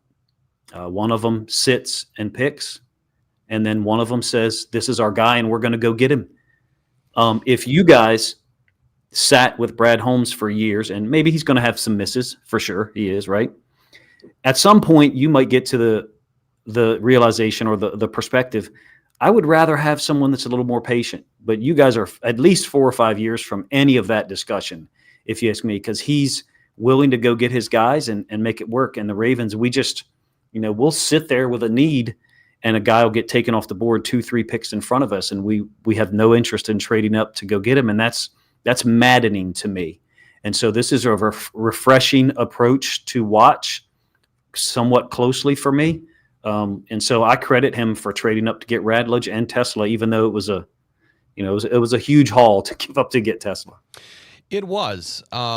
You know, I guess thinking about that statement there, you know, how Brad Holmes is the ultimate poker player, right? And he's not afraid to move some things to go get the guy he wants. That is a slippery slope, because you have to be so locked in that your scouts have done the right job, that you yourself have the right call on the guy that you're going to grab, because, you know, in that case, trading away 2 third-round picks, and then you go and take a receiver that nobody's really talking about. If you miss, you miss big. But when you hit even bigger. And I think that has been the most refreshing thing about Brad Holmes is he is not missed, really. But I think a lot of Lions fans are getting to the point now where they're like, hey, you know, some of our guys aren't making the roster. Well, that should be expected. And to your point about the Ravens and how they're a little bit more patient in their approach, I think our rosters we're kind of at 2 different points. Like, the Ravens have a really good core, and they're just kind of adding a few pieces every year, it seems like, from afar. The Lions were in full rebuild mode through 3 seasons, and now you're getting to that point where at some at some draft, I think maybe next year, Brad might end up being a tad patient because you only have 3 or 4 spots that are going to make the team. Right. And that's kind of where It's this roster is right now. Is he's picked so well. Yeah, it's nuts. Let's I mean, you can't argue with it. Like even No. if Tesla doesn't, let's say he doesn't perform this year, he doesn't produce, doesn't get opportunities, whatever. I mean, he's going to be out on the field, obviously, if you look at the depth chart. But even still, Holmes has given them a chance at a 4-year contract, a low salary point that fits with all the other things they've got to do. You know, Hutchinson, Goff, I'm sure they're going to have to restructure on some level, to some degree. But the point is, like, grabbing those low salary or low contract commitments to line up with some or overlap with some of these other high priced players, he has to do that. He just has to, you know. Yeah. So Well, I thought it was smart. Yeah, we call that roster roulette over here. Yeah. You have to play a little bit of roster roulette, man. Juggling thing or roster gymnastics. Other people call it that too. But so offense as a whole, when you look at this offense this year, largely intact from a year before. A few key pieces on the offensive line. You gave it a very low worry grade, 2 to 3 out of 10. Where do you see this offense performing? I mean, the last 2 seasons, you're talking a top 1, top 2, top 3 offense. Do you think the Lions can maintain? I mean, yeah, because the guy who, you know, it's 2025, so we're not in the situation where quarterbacks are calling their own plays on the field 100% of the time, like Johnny Unitas, like Fran Tarkenton, you know, whoever else you want to name, right? There was a certain point in time when those guys stopped calling their own plays. However, I wonder, I don't know, I'm not smart enough to figure out what percentage of the time Goff is given a play call on a 2nd and 7, but then he's also given a secondary portion of that play call and the opportunity to check into something else. I know that every quarterback in the league has those things built in. To me, Goff and Ben Johnson were on a different level from that standpoint. I continue to reflect on the 3rd and 12, 3rd and 13 in San Francisco in the NFC title game in 2023 when he checks to the run play to Gibbs to the wide side of the field, totally outflanked San Francisco's defense. And that to me, I don't think there's 5 quarterbacks in the NFL that have the intelligence and the balls to do that. I'm super big on what Goff's going to be able to accomplish in this offense, and I don't see any reason why they can't be extremely efficient. Are they going to be as ridiculous as they were last year? That's a super high standard. I don't know. It is a very high standard, and you know, having a new offensive coordinator this year, do you see any regression? I mean, what I said the other day is Jared Goff. This is like his 4th offensive coordinator since he's been there. When you really think about it, so is there any regression from an offensive coordinator standpoint? I mean, like I kind of, you know, it's not your word. You did use it, but I just don't like that word at all. It's like people say, "Oh, you can't keep up this pace." Why can't you? If you have incredible talent, if you have guys who can execute, like St. Brown, and I have been in the last like 2 or 3 days just watching film of St. Brown and JSN, the receiver who I see striking similarities with for the Seahawks. And they're just these little tough ass dudes that win on 3rd down no matter what you do. Man, zone. I just don't see any reason why those guys can't execute. I mean, what would be the rationale that you could point to right now and say, oh, they're not going to be able to execute over a 17-game season? 15-2? Come on. I mean, 15-2 with what occurred last year, that was some historic stuff. Unfortunately, it didn't end well. You know, if you want to say they're going to regress to 13-4, you want to call that a regression, go right ahead. There's no way this team can't win 12 or 13 games, even with a, you know, hellacious schedule. Maybe not as difficult as the Ravens early, but both of these teams, incredibly difficult schedules. And I just don't see any reason why they can't. That's just making excuses, in my opinion. Those guys have all the ability. Interior injuries on the offensive line would be the only thing that I think would justify a complete falling back. You know, he's 33 points per game last year. How could you say this team's not going to score at least 26, 28 points per game? I just don't see it. Which wins a lot of football games. I think Eric has a question for you. Yeah. Will and we've been to a couple of the practices down at Allen Park, and we saw Gibbs split out wide with JMO and St. Brown quite a bit. And then we saw him in the backfield with David Montgomery also. And what do you think the chances are of us seeing a lot of that in the regular season? And how do you think Gibbs is going to do if we split him out wide?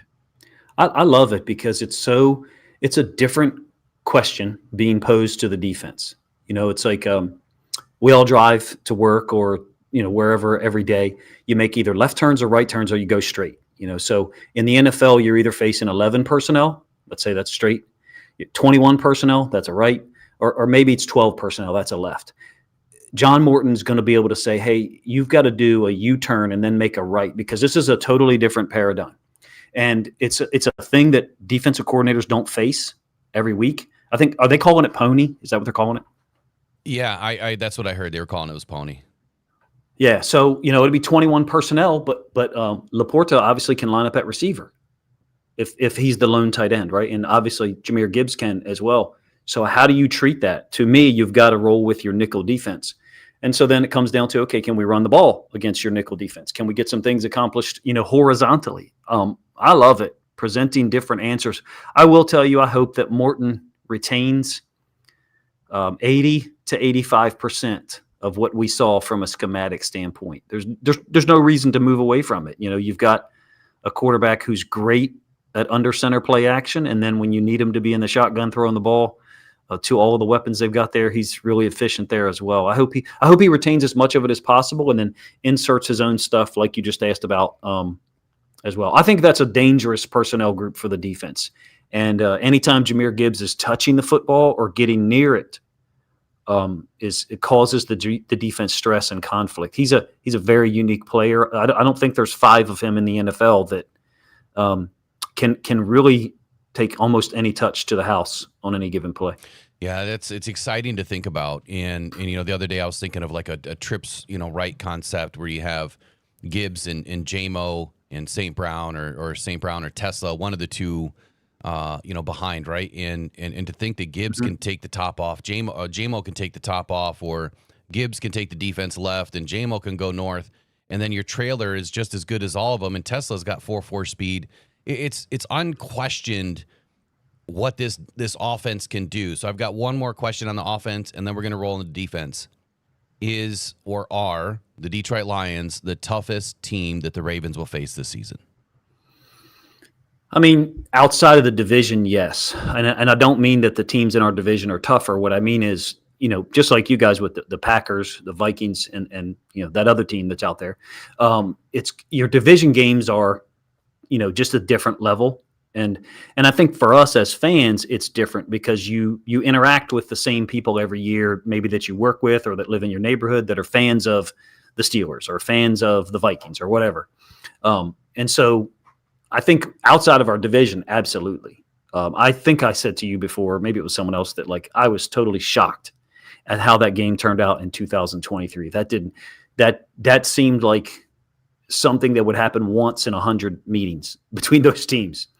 So I would have expected a 27-24 game that comes down to a game-winning field goal, and that's the type of game that I would look at this year between those teams. I'm excited about it. I've had 2 different people offer me tickets. So really amazing and a blessing. It's just tough for me to pull that off with 3 kids. And, even though I'm kind of close, I'm about an hour and 20 minutes away. So yes, I would say they are outside of, our games with the Steelers and the Browns and the Bengals. It's just a different dynamic in your division. Absolutely. Division games are always the toughest. And it doesn't even matter like where they are, league wide.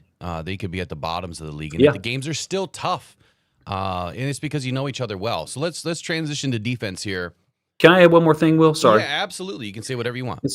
It's something that I talked about in a couple of videos over the summer, and it's somewhat related to Jahmyr Gibbs and Montgomery being on the field at the same time. Certain players match up well together. And to use a basketball analogy, certain players are really good at pick and roll together, right? Or certain concepts. And I think that Williams and Gibbs are 2 that when you get Williams going in one direction, like maybe a jet sweep, and Gibbs going in the other with a run threat, that to me stretches the defense horizontally in a way that no other 2 players on the Lions do. I'm not just talking about speed, it's the threat of what they can do. They're established in terms of how they can make big plays, and the defenders know that. So, do they move over another extra half step and widen up a gap for the offensive line?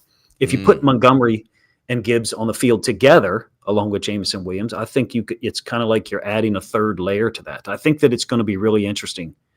How many times a game do you all think they'll go with this pony personnel group? I really don't know if I could put a number on it because we just haven't seen it a ton. I mean, we've probably seen it, but not, from the dynamic I think we're going to see this season.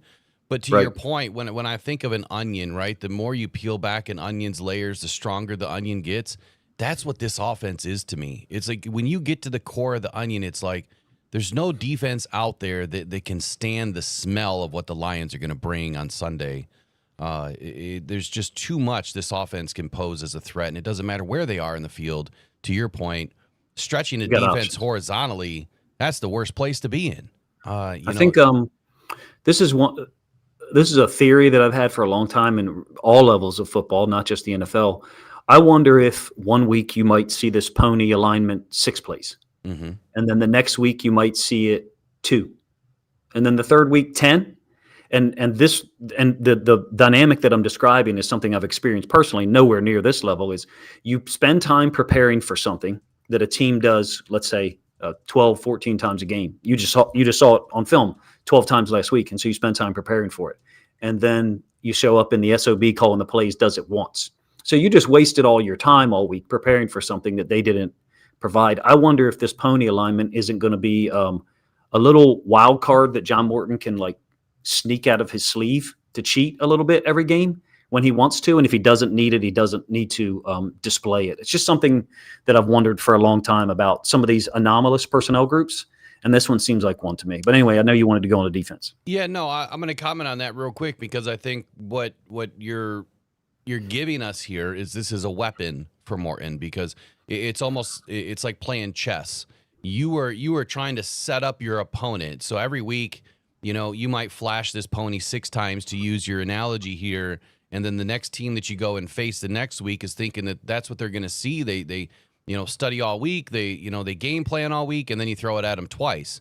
But you're going to catch them off guard with other things. And then the next week, that next team is going to say, you know what, they only ran that twice last week. We're not going to focus on that. And then bang, you get it 10 times, and you catch them off guard. So yeah, it's that wild card. I love it. And you can't do that from a defensive standpoint, from a preparation, or at least I couldn't.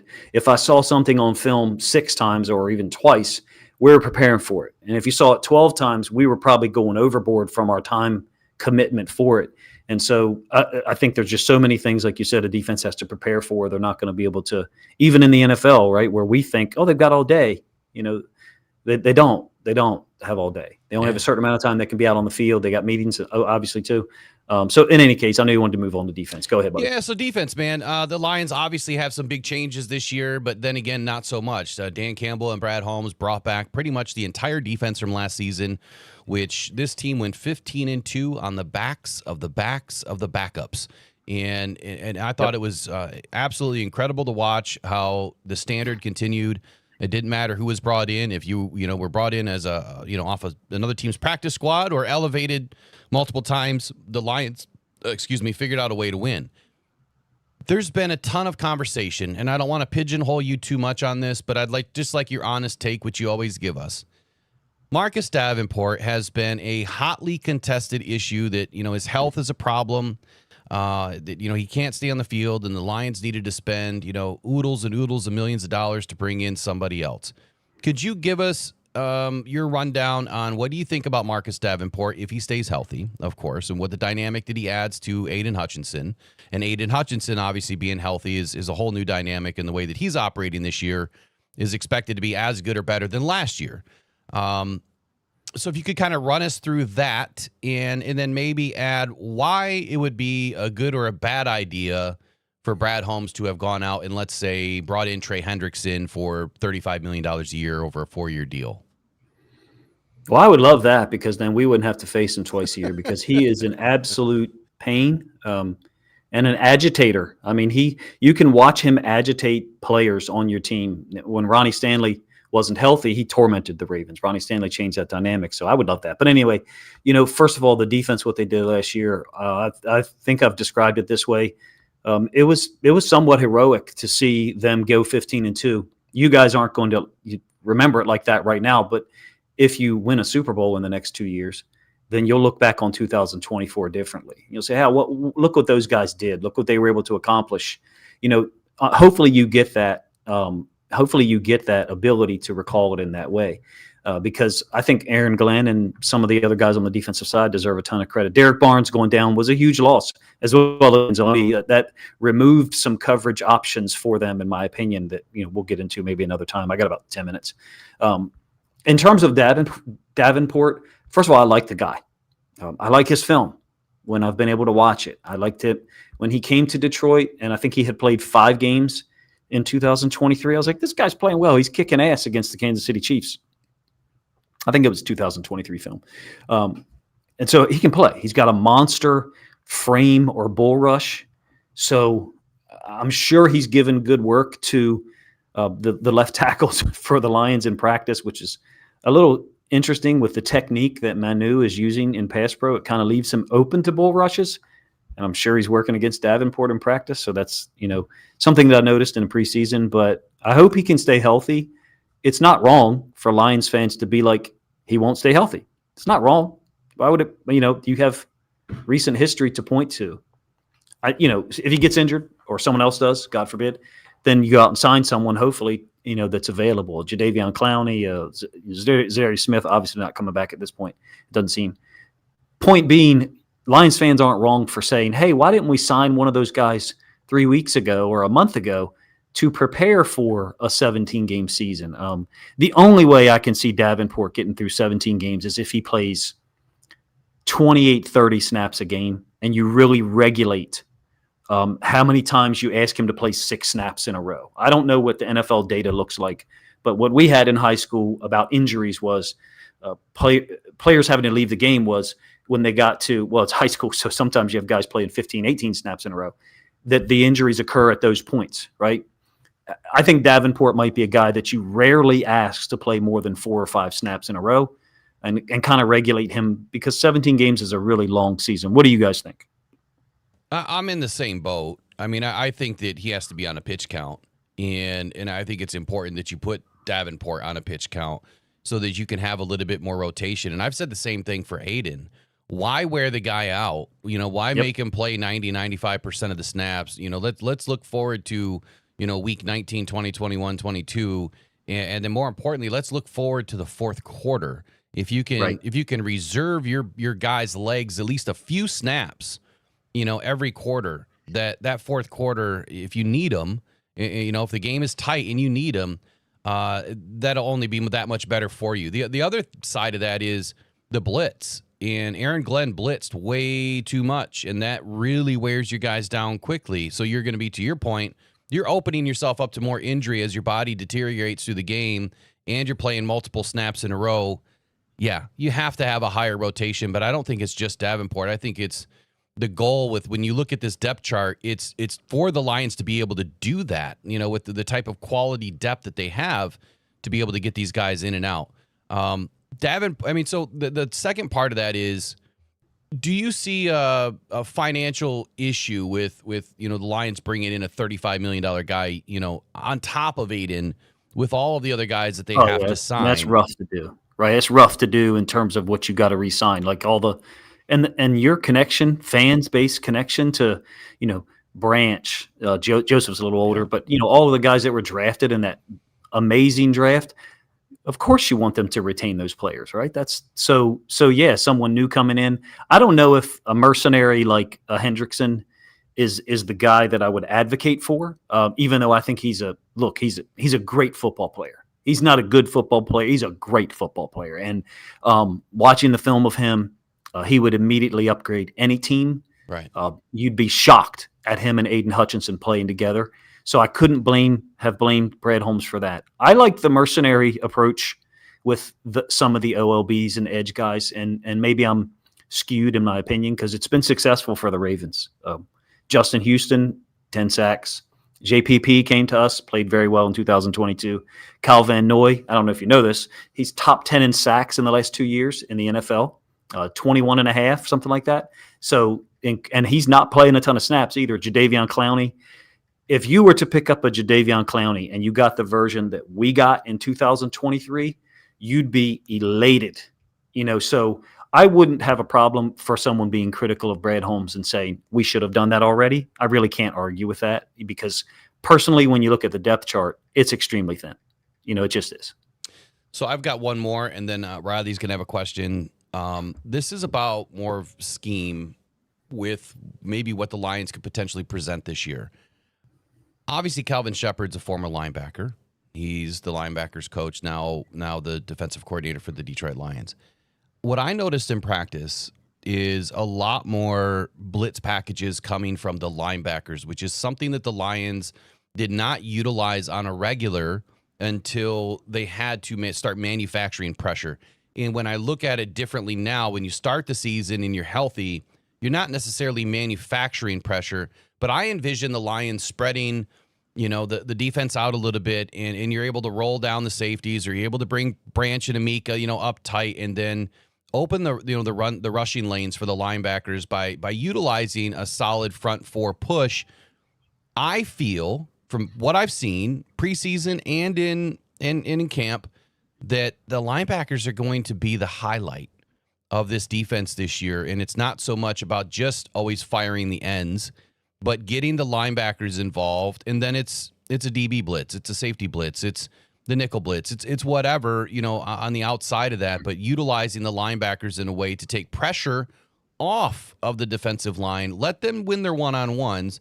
So the question is, how do you see that, and have you seen anything so far on tape this year, which is minimal, that would lend to that theory?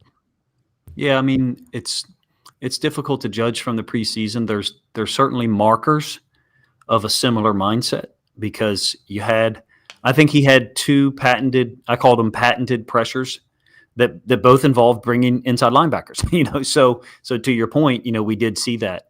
I would hope, and my gut tells me that he'll be a little more multiple than Aaron Glenn from the standpoint of playing a little bit more zone at times, or what's called match coverages, which is kind of like a merging of man and zone, if you will. But that's a conversation for another day, that particular style of coverage.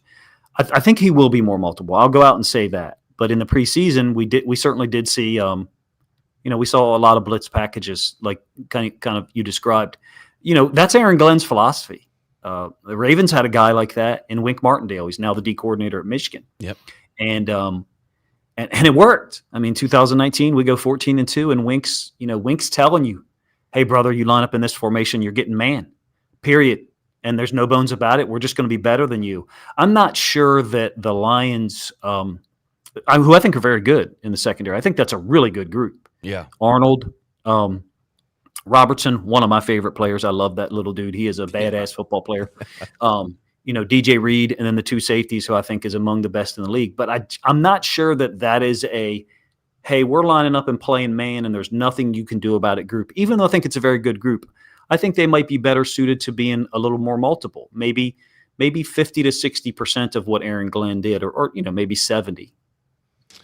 Well, I hope so. I'm hoping that we see, the edge, or I should say this, the front four trying to win. And I think that's what Brad Holmes has been trying to set up from the very beginning is try to develop the front line to win so that you can isolate other guys or utilize other packages, free up the linebackers so that they can do more. So Riley, what is your question here for all 22 on the defense this morning?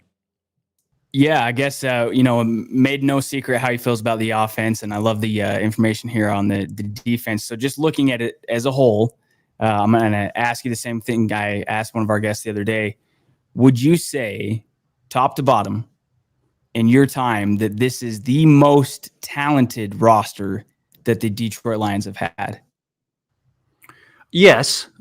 The only caveat I would add there, that's an absolute yes. That's a firm yes with a period. The only caveat I will say, though, maybe it's a semicolon, is the interior offensive line, is not of the same quality with a Ragnow and a Zeitler.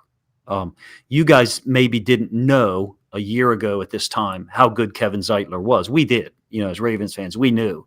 I mean, I have no idea what the Giants were thinking when they released him. I think the Giants released him in like late July when we signed him in 2022 somewhere. It was late. It was an interesting thing that we picked him up, and Ravens fans were like, how did we end up with this guy? So from that standpoint, the only thing I would say is with soft questions about the interior offensive line, I told you my level of concern would be 2 out of 10 or 3 out of 10 there. And then the depth at the defensive end. You guys wouldn't be so concerned about the defensive end edge position if you didn't go through the massive injuries last year, right?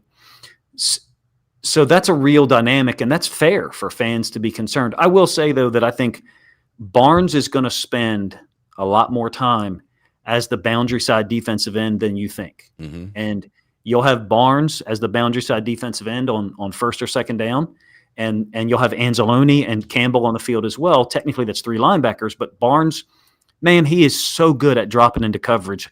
So I think that position, that edge position in terms of total snaps, it is probably a little bit stronger than people think, even though he's, Barnes clearly not a pass rush guy. So, yes, I think this is a great roster. There's no reason for Lions fans to have any other expectation than to be in a Super Bowl. I said the same thing to a Ravens content creator the other day. Like, you should be expecting that. Well, I hope so. And I'll say this, when I look at the depth chart, I think the reason why the Lions only kept 4 defensive ends, adding one late in Tyrus Wheat, is I really believe in the theory that this is going to be a mock of a 3-4 at times, and I think that we're going to use more linebackers at times. I really believe that. And you know what? The proof will be in the pudding on Game 1 versus the Green Bay Packers this Sunday. Can't wait. So anything else you want to add on your way out? I appreciate you joining us this morning. Always a pleasure to have a very intelligent individual join us this morning. Guys. All 22 Films. If you have not, please go and check him out on YouTube. What is the exact handle again? Just all 22 films. All 22 Films. 22. You Google it. Thank you, find man. him. Appreciate you, buddy. Have a good day, Derek. Yeah, man. You too. Thanks. All right, man. Bye-bye. Thank you.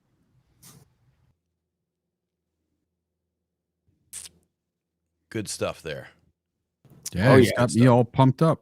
It's reassuring, right? Because he's a Lions fan, but he's a Ravens diehard. Yeah. So the Lions are like his second team. I don't know that I've really ever had a second team other than like in season.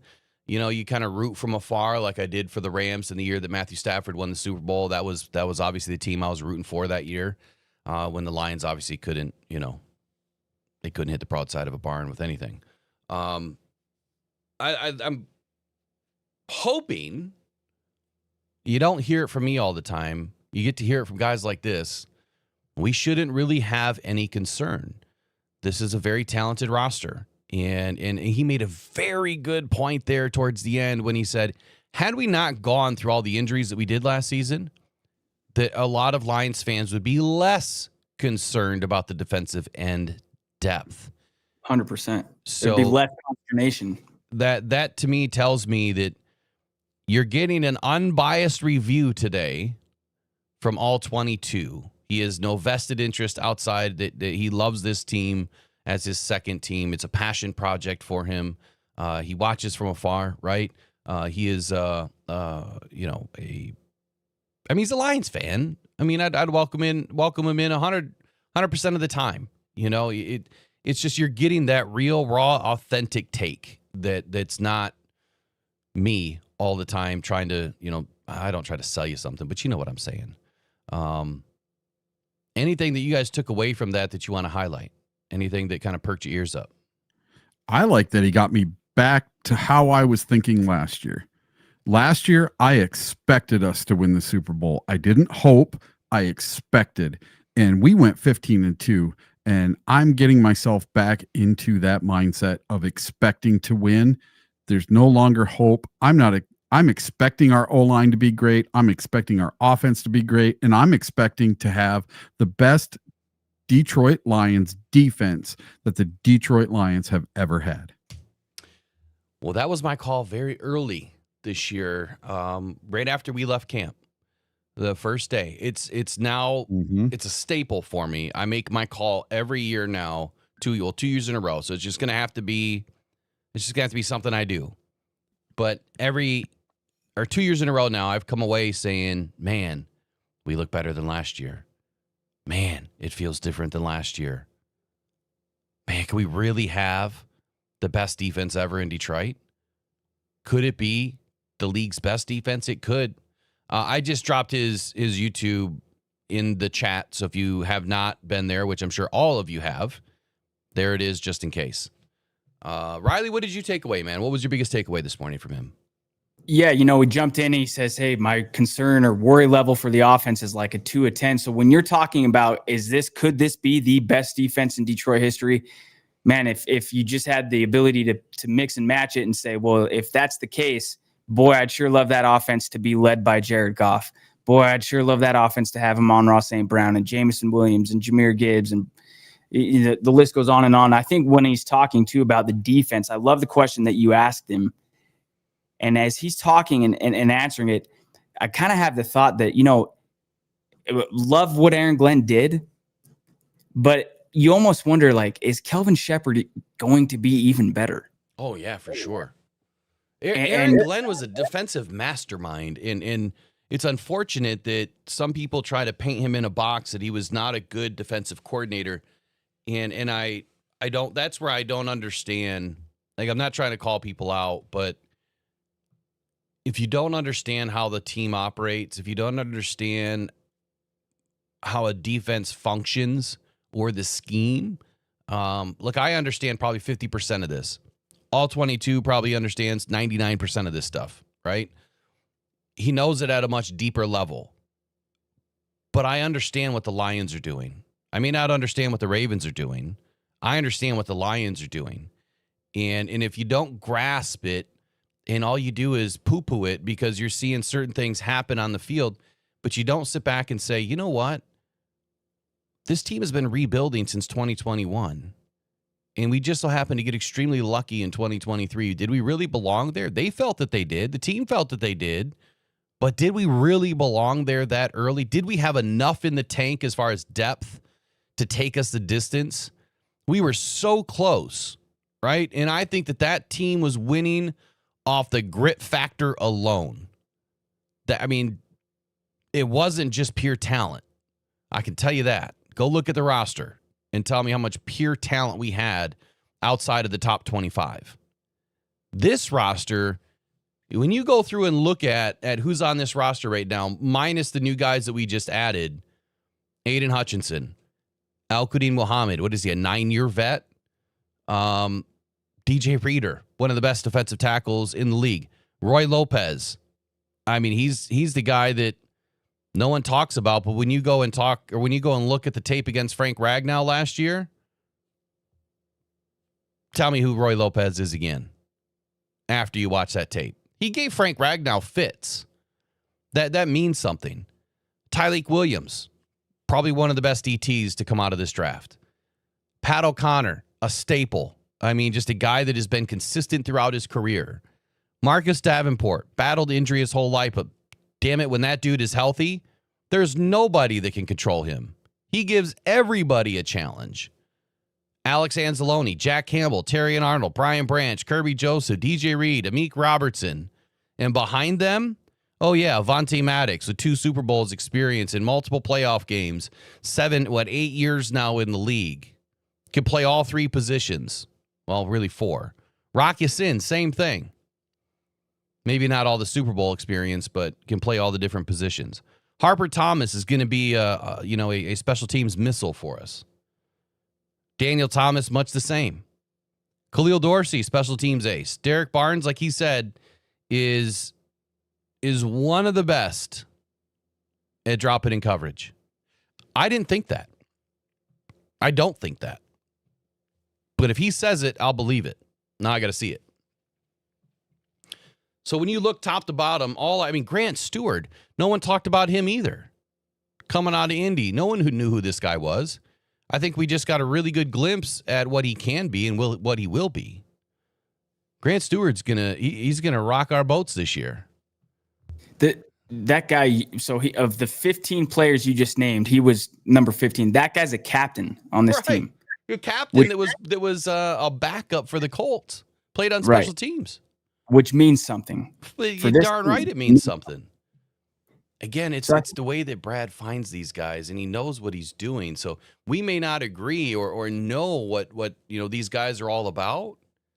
There's a reason why they're in Detroit.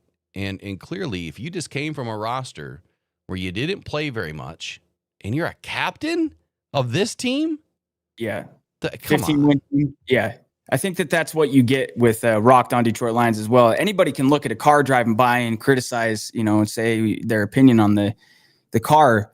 But I think, Will, your message, the invitation is, let's come over here, let's pop this hood up, and let's look at what's happening right under here. We can kind of diagnose really what's happening.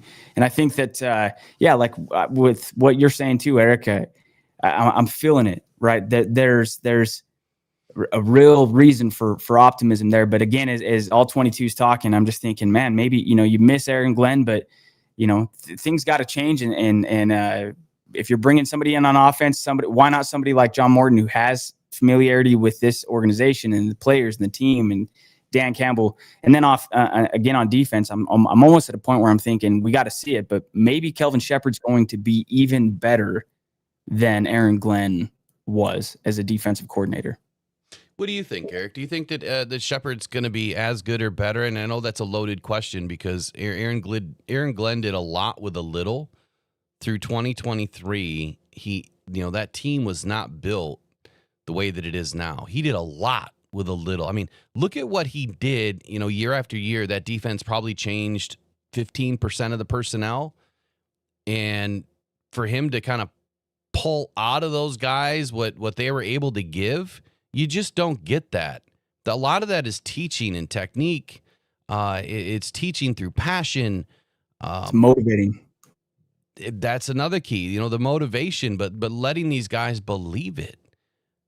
They're pulling stuff that they don't even know exist inside them yet. That's what Aaron Glenn did. Kelvin, I think, is a different animal. He's going to be able to teach the player that we already have, right? The guy that has that talent. But don't get Shepard backwards here. He's also a motivator, and that. Training under Aaron Glenn for the past few seasons, he's learned a lot. I just think he's going to transition this defense into a newer form of itself. Does that make sense? What do you think, Eric? Yeah, I think Shepard's going to make it his own. Now, I have a little bit of something. So when Aaron Glenn first came here, he said he wanted to be the best defensive coordinator that the Detroit Lions have ever had. Did he come through on that promise? 100% he did. He, so far, was the best defensive coordinator I think that the Lions have ever had. He went 15-2. He got to an NFC championship game, and within 17 minutes of winning an NFC championship game and going to the Super Bowl with scrubs. He did it with scrubs, people off the street. He went 15-2 and got us to an NFC championship game. So right now, Calvin Shepard has a bunch to prove. I'm confused. What's the matter? You said 15-2. He went to a championship game. He did the year before. Oh, yeah. Okay. You were just blending them together. Yeah, okay. Yeah. So those two things, I think those two things make him the best defensive coordinator we've ever had. So what do you guys think? Do you think that he hit that goal and was the best defensive coordinator we've ever had? Riley, I'll let you take this because I know you gotta bounce. I'll answer it when you take off. Well, for me, the only other candidate in my time, again, I'm 36 years old, so it's but Terrell Austin, which he was good in his own right, but yeah, I think Aaron Glenn set that standard for himself, set that goal, and I think he achieved it. And I think he's going to be an excellent head coach. I don't want to make it any type of mistake when I say that I think as good as Aaron Glenn was, I think Shepard could be even better. But yeah, absolutely, Eric. I think Aaron Glenn fulfilled his end of the bargain. He met his goal, and I think that's why he's the head coach of the New York Jets now. But I think that that's the Kelvin Shepherd. You get to reap the benefits. If you're, all 22 says his worry level for the offense is 20%. Well, if you're John Morton and you take that call, hey, do you want to come be the offensive coordinator of this team? Hell yeah. You'd have to be crazy to say no. What other better situation are you going to go take? I think that Shepherd and Morton are in position to reap the benefits of what's been built. So, and that's a mark of a good coach. You leave a situation better than you found it. I think that's what Aaron Glenn did, and I think that that's the position that Shepherd's in to just build off of that now as the Lions move forward. That's a great statement, to leave it better than where you found it. And Aaron Glenn did exactly that. This team, this defense, and Riley, I know you got to bounce. Do you want to give your final 15 or whatever of the day? No, yeah, just appreciate all 22 being here. And again, our love goes out to you, Will, to your family. And I'm excited for this weekend, man. It's going to be great. And we'll be back on tomorrow morning as we have one more Rise and Grind morning show before we get this thing started this year. All right, buddy. Have a good rest of your Thursday, man. Thanks, guys. We'll see you. Thank you. Bye. Great statement by Riley there. Leave it better than where you found it. And I think that's exactly what Aaron Glenn did. Let me just kind of give you my thought now, because you asked the question, was he the best? I would say let's put this in like two factions or factors here.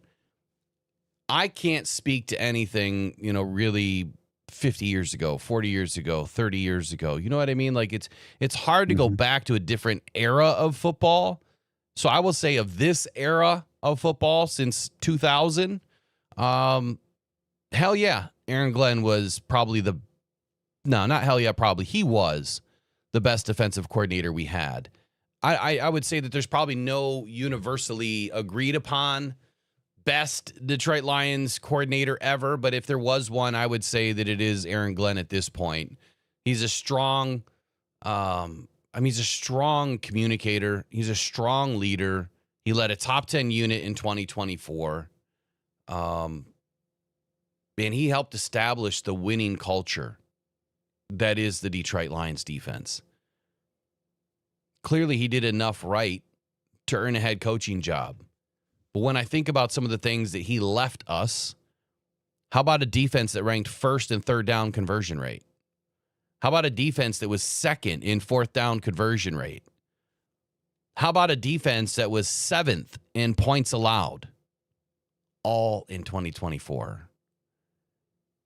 Glenn is probably credited the most with instilling the confidence, the culture, the mentality, the mindset, the next man up mentality is what I'm talking about, and the mindset in the players and fostering this winning culture that we have today. I think his impact, his success, the coaching philosophy, all of it, he's now left for Kelvin Shepherd to pick it up and continue, carry that torch, and now make it better. And that's where I wish we had more time with all 22, because I wanted to flush some things out, like the whole linebacker thing. I'm not going to be surprised when we see a 3-4 look this year. We have not seen it, as often as I would like, but I think that there's certain times that it calls for a 3-4. There's all the other times, you need the 5-2, which is primarily goal line situations. But I don't think the 4-3 is what we're going to live in. I think that we'll probably be in a lot more 4-2 and 4-2-5, rolling down the safeties, rolling down, the nickel, into the box, putting in that Zach Cunningham or Avonte Maddox. Like I highlighted him the other day. I don't know if you had a chance to watch or listen to that video. Avonte Maddox played dime linebacker for the Eagles. So imagine a guy like Avonte that's got decent speed, great tackler, pops fumbles out, right? Has getting his hands on footballs. You're putting him in a dime linebacker situation, adding speed. And I think that that's what this defense is about this year. And it's another question that I wanted to ask this morning. Speed kills, right? The old adage there. The Lions have gotten smaller in areas because I think they're trying to pick up speed. They want to be faster sideline to sideline, right? You can control the run game that way. One of the things that I highlighted probably a month ago is Jared Allen said, at some point when you're going up against really good quarterbacks, say like Lamar Jackson, that can run the football, if containment gets broken, it's not try to head them off right then and there. No, it's run to the sticks and make a play. You just need to stop the dude. You don't want to sell out and then watch him go all the way down to the end zone. I think this defense is going to be able to get sideline to sideline a lot quicker. And I think that you're going to be able to, we're going to see some of these guys sell out a little bit on the defensive side of the football to get after the quarterback at times. And it's going to put us in a precarious situation. But I think we have enough behind it to make up for it, if you're following what I'm putting down. The DB room, that might be the only thing I would somewhat disagree with all 22 on, is I feel that room is a lot better than I think the credit that they're given right now. I think they're a lot better. But to his point, like we've got to see it too. We have to see it this year. Interesting thoughts today. Yeah. Exciting I'm a little season, bit, man. I'm a little bit older than Will, so I'm 50, and I still remember, 91 to 93 with Robert Porcher and Benny Blades and all of those guys, and to me, that was the best defense we had was back then until Terrell Austin. And then I think, and I don't even remember who the defensive coordinators were back in the 90s. People just didn't talk about the coordinators. They just remember Wayne Fonts was the coach, right? Or at least we didn't, because we were younger. Yeah. But again, I speak in eras, though. I mean, like, it's an era. It's a different style of a football. Oh, it is. Football game. Yeah, football has changed. The rules are so much different now. If you remember, the NFL themselves used to put out a greatest hits album every year, came out on VHS tape, and you'd put it in. It was all the hardest hits that knocked people out, and those hits are not a part of the game anymore. So those defenses of back then are so much different than the defenses now. And all the rule changes have been made for the offense to score more points, because what does the league want? The league doesn't want a 0-3 game. The league wants a 43-42 game is what the league wants. They want lots of scoring, and they want lots of excitement for both teams, and they don't want both teams to suck. They want games to come down to one score, which is what most games in the NFL come down to now. It's funny. You go through on one of those tapes. Yeah. Every single one of those guys is ejected in today's NFL. Oh, yeah. Every single one of them's out. Every single. $50,000 fines. Yeah. Yeah. Targeting, helmet to helmet. Oh, yeah. Like they prided themselves on that stuff back then. Like, oh, you want to come across the middle? Psh, yeah. Watch me. Terrell Suggs was one of my favorites. I loved watching Terrell Suggs. Or, gosh, why does his name escape me right now? A former Raven linebacker. I mean, come on, he's one of the best ever. Ray Lewis. Yeah, you go across the middle on that dude. But even watching like Cam Chancellor or the Richard Sherman days, watching the Legion of Boom, no one came across the middle. Yeah. I think things started to change at that point.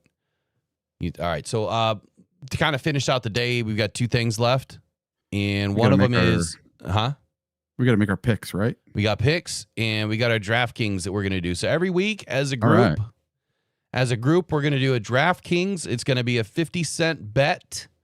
So a whole whopping $9 we're going to spend this year. But when we pick every single game, these bets are worth like, $25, $35, $4,500 if we hit. Well, we got to get every single game right. That's the problem when you're running like a 16-leg parlay.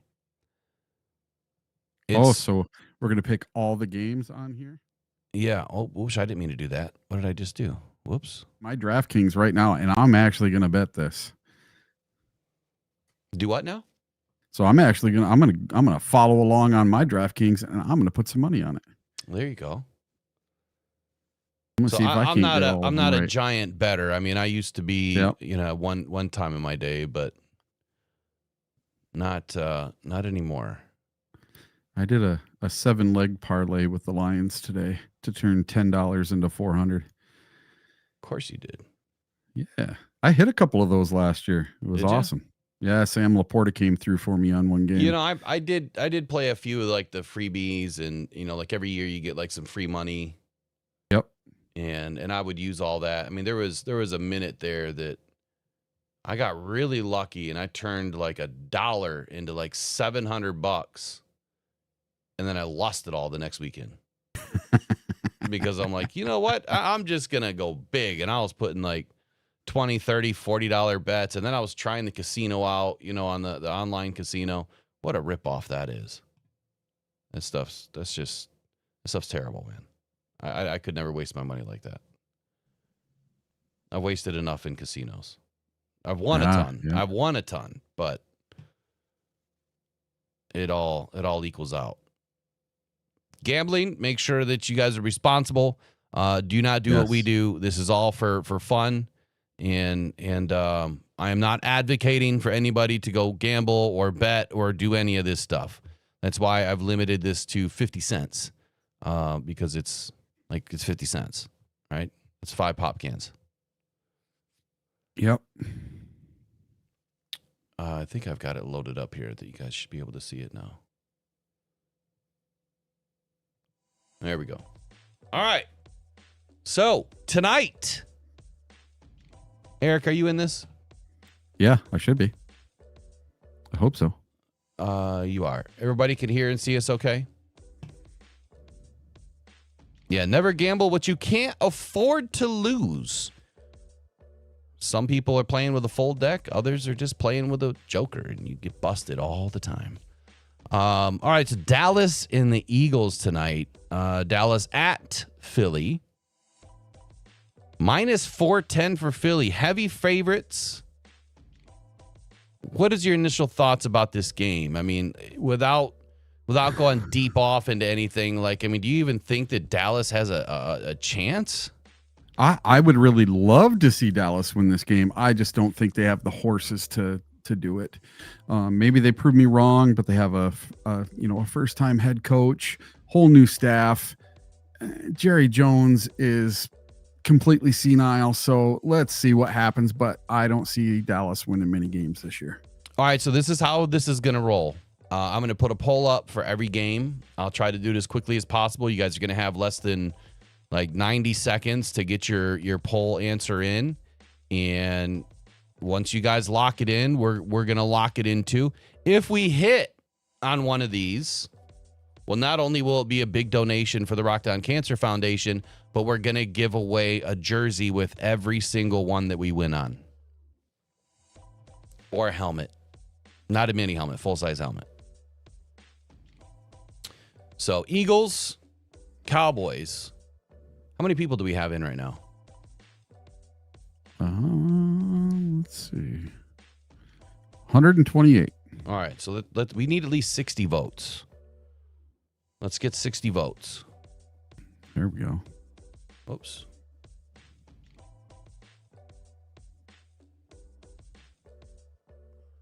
And get rid of some of these screens. I got too many screens open.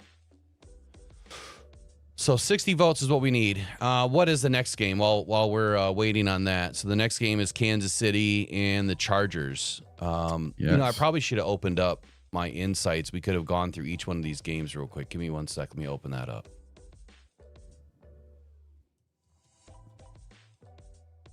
We're gonna run through each one. And then tonight, I will be back on tonight. I didn't obviously get to finish last night.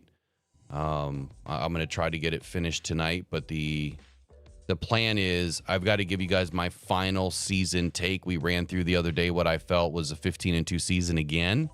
I do believe that we have the opportunity to do that, but I feel like we're just going to drop a game in the first half. And it's not going to be against the Ravens. I'll tell you that right now. I do not believe we're going to lose to the Ravens. Wow. All right, so the Chiefs and Chargers. Last season, the Chiefs generated unblocked pressure of 8.9% of opponent dropbacks. It was the third highest unblocked pressure rate in the NFL. In 6 seasons under Spagnuolo, the Chiefs' defense has finished in the top 5 in unblocked pressure rate in all but 1 season. But last season, the Chargers' offensive line allowed the 4th highest unblocked pressure rate of 8.5. So this is a game that you could expect, the Chiefs' potential to get after the Chargers' offensive line. But how has the Chargers' offensive line gotten better?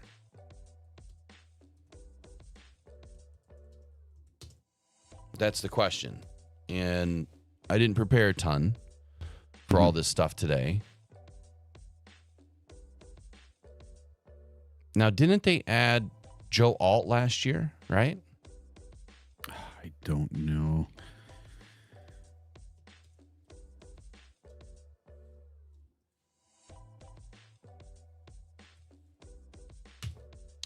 I think they did. If I'm not mistaken. So on their offensive line, they have Zion Johnson, Bradley Bozeman, Mekhi Becton, Joe Alt, the big 6'8", 350-pound mammoth of a dude. He's Giovanni Manu size, maybe a little bit bigger. He might be 6'9". He's massive. So I expect a huge step forward from Joe Alt. Zion Johnson has been fairly decent. Bozeman's a good center. Mekhi Becton, he's up and down, but I think that he's been fairly solid. Trey Pipkins, I don't really know much about, but I will say that I'm expecting the Chargers to have a much better offensive line in that game. As far as Khalil Mack, I mean, he's 93 years old. And across 2 games last season, Khalil Mack totaled 8 pressures on 54 pass rush attempts. He led all Chargers defenders against the Chiefs last year.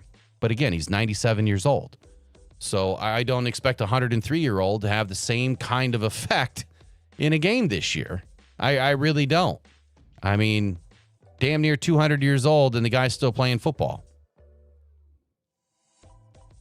How about Patrick Mahomes? What is your outlook for Patrick Mahomes this year?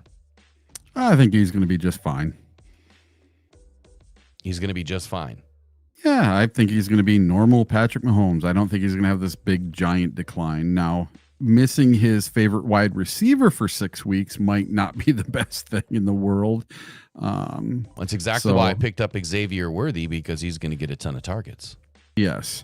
So these first 6 games, they're going to be at a little bit of a disadvantage, but I still think they have enough to take the Chargers. I don't know if the Chargers have done enough yet to be the team that knocks off Kansas City. And I like all of these conference games, all these divisional games that are going on. So this is going to be a fun one, but I think that the Chiefs would just have the Chargers number, and we'll see. Maybe they surprise me, but for right now, I'm picking the Chiefs. All right. For the first game, we had about 30 votes in there. I went ahead and took the Eagles. This time we're going to stick to 90 seconds. Clock starts now. KC or LA? And while you guys are working on that, the next game up after that would be the Giants and the Commanders. Any takeaways for you on the Giants and Commanders? This is you would think that this would be a game that would just be too easy to pick. Yep. I think the Giants are going to have a better year. A much better year. But not so much maybe against the Commanders. I'm going to surprise you. This is my one pick against the spread where I am not taking the favorite. Or one of them. This is my big surprise for the weekend. I am going to predict that the New York Giants are going to win in a close one over the Washington Commanders. At the Commanders. Okay, so I just took straight money line. I didn't take, bet against, the spread here. Mm-hmm. I mean, I could go New York Giants +6. It's a -12 versus a +215. So I was going straight money line, winner, loser.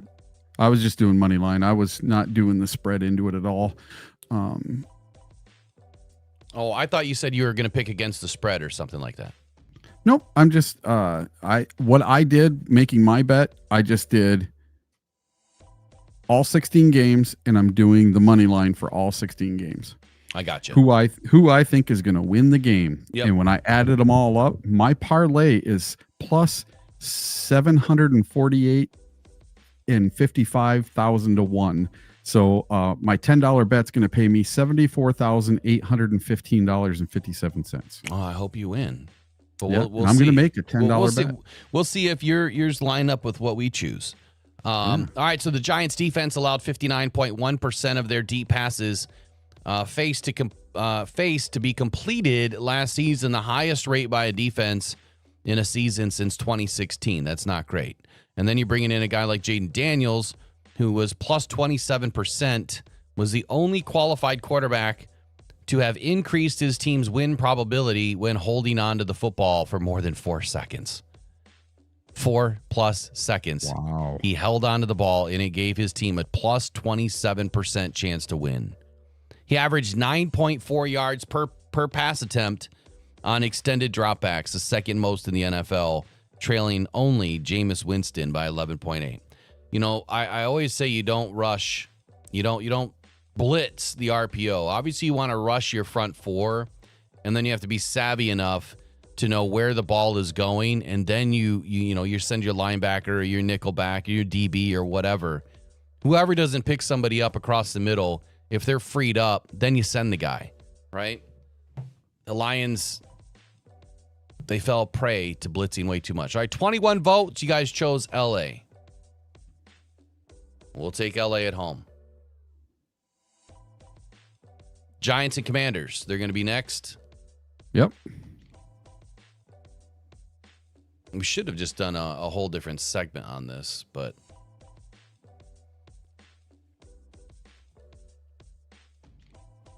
Might have to start making this the whole day, or pretty much the whole day on the weeks that we we'll speed it up. Yeah. We'll speed it up. It's only 16 games. So we got Eagles, and then who are we doing in the second game? So I'm gonna follow along here and bet exactly what you guys are doing. So I have your bet and mine. We got the Eagles and then the Chargers in Brazil. All right. Which, by the way, we have credentials for Brazil if you want to fly down real quick. Hey, can you get me credentialed for Green Bay? I'll do I that. did not. I didn't send in for one. Unfortunately, I should have. Yeah, if you do one of the other road games, I'll do that. All right, so let's talk about the Giants and Commanders here for just a brief moment. Mhm. Obviously, the Commanders' defense, they used man coverage on 38.9% of their opponents' dropbacks last season, the 5th highest rate in the NFL.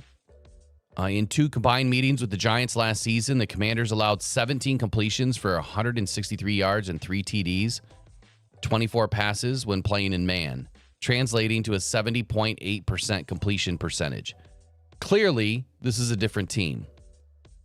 I think the Giants are going to be a lot better than they are, worse, compared to last season. You have Russell Wilson, obviously back there running the ship.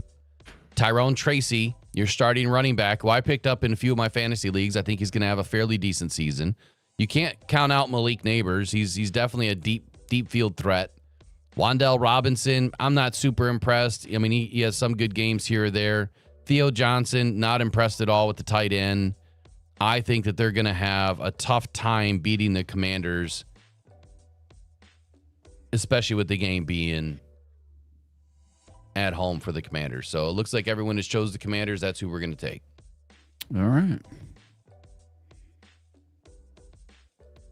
Bengals and Browns. Ooh, that's a tough one.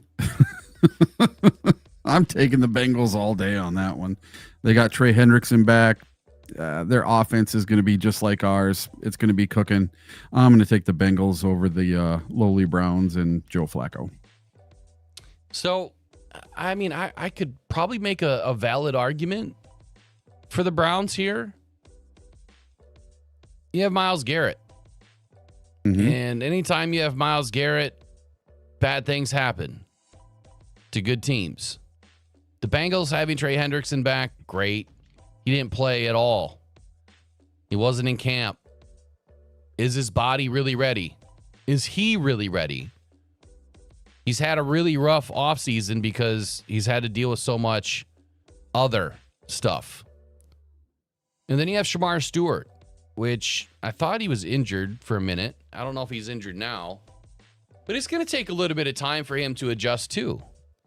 Both of those guys on the field at the same time, yeah, I think that presents some nightmare situations for the opponent.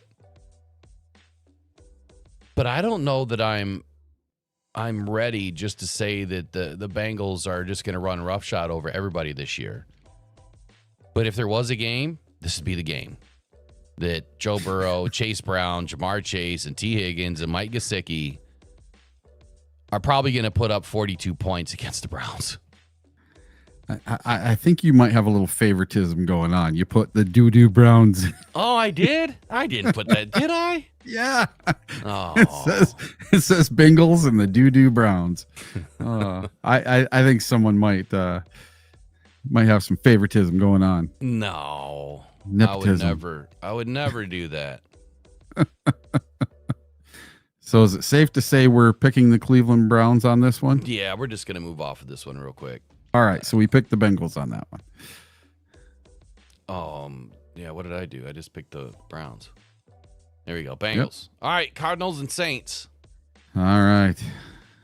The Cardinals over the Saints. I think the Cardinals, they've been on the verge of a breakout season for a couple seasons now. This might be the season they actually do it. And the Saints, they have a new coach who is totally unproven. And Spencer Rattler is going to be their day one starter. So I am going with the Arizona Cardinals in a blowout in this one.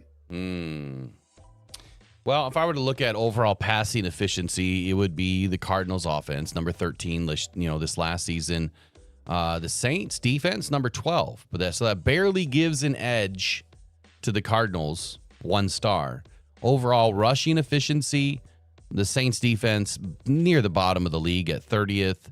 Cardinals offense number 5. So that's a 3-star lead or 5-star advantage for the Cardinals. In pressure rate, the Saints defense was 21st last year. The Cardinals come in at 6th. That is a 4-star advantage for the Cardinals. The only advantage that the Saints do have would be overall rushing efficiency.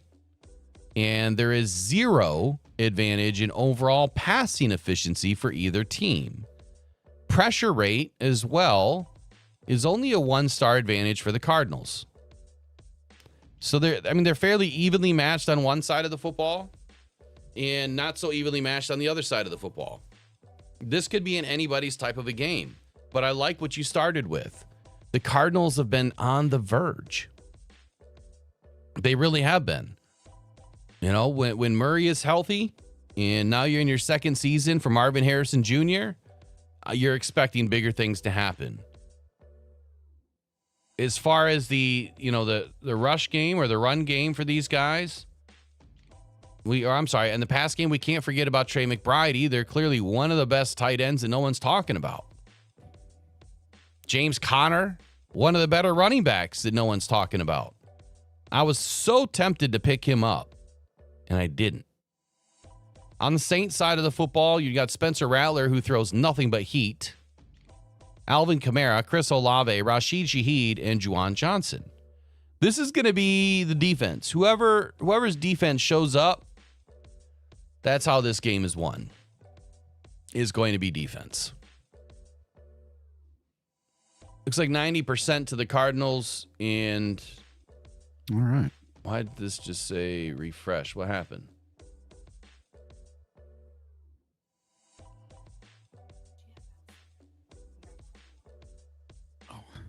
Hey, Will. Yeah. I need about 3 or 4 minutes, okay? Yeah, go do what you got to do. All right, I'll be right back. What just happened here? Like kicked us out. We weren't working fast enough. All right, there we go. We'll take the Cardinals.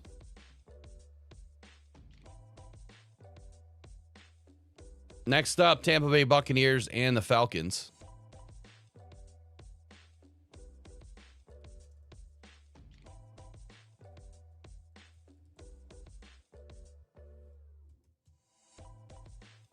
You know, I'm not real sure who the Falcons are going to be this year. I think the Bucs have been fairly consistent. You know, you're talking about one of the best receivers in the game, Mike Evans, still plugging along. Will he have 11th 1,000-yard season? I think the potential is there. Quick insights would tell us this about Hassan Reddick joining Tampa Bay this year. Reddick recorded 0.5% of a sack rate and 3.1% quick pressure rate under 2.5 seconds last season, his lowest marks since at least the 2018 season. But now he's with Tampa Bay in Todd Bowles' scheme, which obviously is a scheme that will fit him much better. The Falcons generated the second lowest pressure rate in the NFL last season and had finished with a bottom 10 pressure rate in every season since 2021. You want to talk about a team that has not figured out a way to fix something? It's the Falcons. The Bucs blitzed at the league's second highest rate last season, 38.9% of all dropbacks. But their games against the Falcons were two of the three lowest blitz rates the team had in a game, only blitzing 15 times in their first matchup and only 7 times in the second. The Falcons performed in a similar fashion against each, completing 70% of passes, averaging 8.5 yards per attempt against the blitz. So the Falcons kind of had the Bucs number to a degree.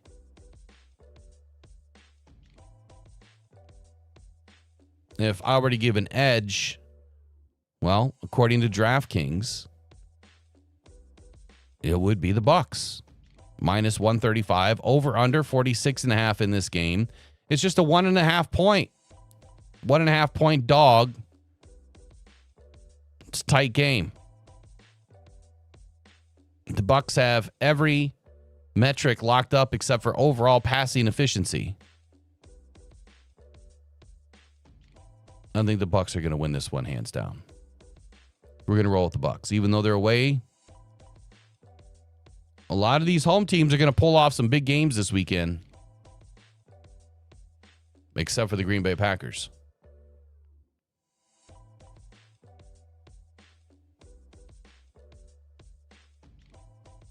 All right, next up is the Steelers and the Jets. I'm going to just say a lot of you are going to take the Jets. We'll see.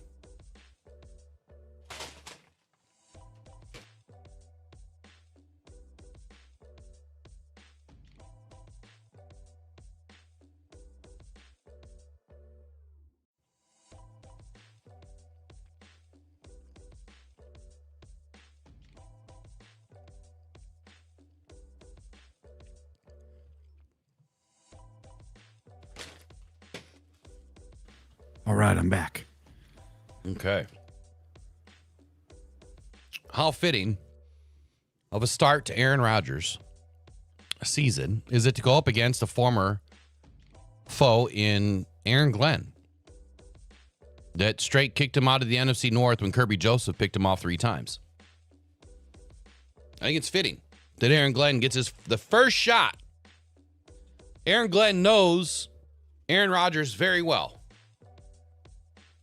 having gone against them at least 8 times over the last 4 seasons. Well, 10 times. No, 8 times over the last 4 seasons. Right now, the Jets are a 2.5 point dog in this game, coming off of, well, 19.9 points per game last year, 22.4 points for the Steelers. They're only separated by 3 points from a season ago. The insights will tell you that Sauce Gardner and the DK Metcalf matchup. DK Metcalf has been targeted at the 5th highest rate, 35% against press man coverage last season, and hauled in only 7 of 21 targets for a 33.3% catch rate, was the 5th lowest among all wide receivers in the league last season. I think that Sauce Gardner is going to lock him down. The Jets defense last season, and with the Lions defensive coordinator, former defensive coordinator Aaron Glenn, played man coverage at the highest rate in the NFL, 47.7%. The Jets fared well themselves when in man, holding opposing quarterbacks to an 85.8 passer rating. Justin Fields getting an opportunity to resurrect his career. I think there's a legit chance that that's going to happen. What do you think, Eric? Do you think it's the Jets or do you think it's the Steelers? Oh, look at that. 56% to the Steelers. I know. Come on, you guys. We need some people voting in this thing. Get those Jets back up. In my thing, I picked the Jets to win this one. I know that it's the Steelers, but they are at the Jets. Okay. It's going to be a homecoming for Aaron Rodgers. It's going to be Justin Fields playing against his former team from last year, the Steelers. And I just think that this is Aaron Glenn's first game as a head coach. This is the tone-setting game for him as a head coach. He is going to put everything he's got into winning his first game, because what coach wants to go in and lose their very first game? Not very many. I think that Aaron Glenn is going to do everything in his power to win this game, and I think they edge them out, and I think the Jets take this one. Well, I think the Jets take this one too. Number one, they're at home. Number two, Sauce Gardner's done locked up DK Metcalf. Mm-hmm. DK Metcalf is not good against press man. And it's Aaron Rodgers. Yep. But he's 62 years old, going into about his 19th season in the NFL. But it's looking like our Rocked on Detroit family, 23 votes. It's 52% for the Steelers. We just need 2 more votes. I mean, do you have it within you to say that the Jets are going to win? I'll give it 30 seconds. That's it. Yeah. Oh, too funny. Oh, it's 50-50 now. Oh, man. We need a tiebreaker. Somebody vote. Come on now. 10 seconds. And then Eric's tiebreaker. I already put my vote in there. Oh, you did? I haven't voted. Yeah. I haven't voted in any of these. Oh, man. Now it's back to the Steelers. Oh, I really don't want to pick the Steelers. Guys, if we lose this because you guys picked the Steelers, I'm going to be severely disappointed. Well, I'm going to tell you, I did not pick the Steelers in mine. Well, I mean, the way that this rolls. Now it's back to the Jets. All right, 10 Jets, seconds. 52%. I'm going to give you the countdown. And you know what? Next time I'm going to have a countdown ready for this. So Yeah. we'll play it on the screen. 7, 6, 5. We have to keep it. We have to keep it even Steven here. So 4, 3, 2, 1, 1.5, 1/4, 1/16, 0. It is the Jets. All right. Wow. We did get it. Well, All we right. pulled that one off, huh? Well, Yeah. we got to keep it. Got to keep it copacetic, man. We can't just pick our own picks. This is on these guys.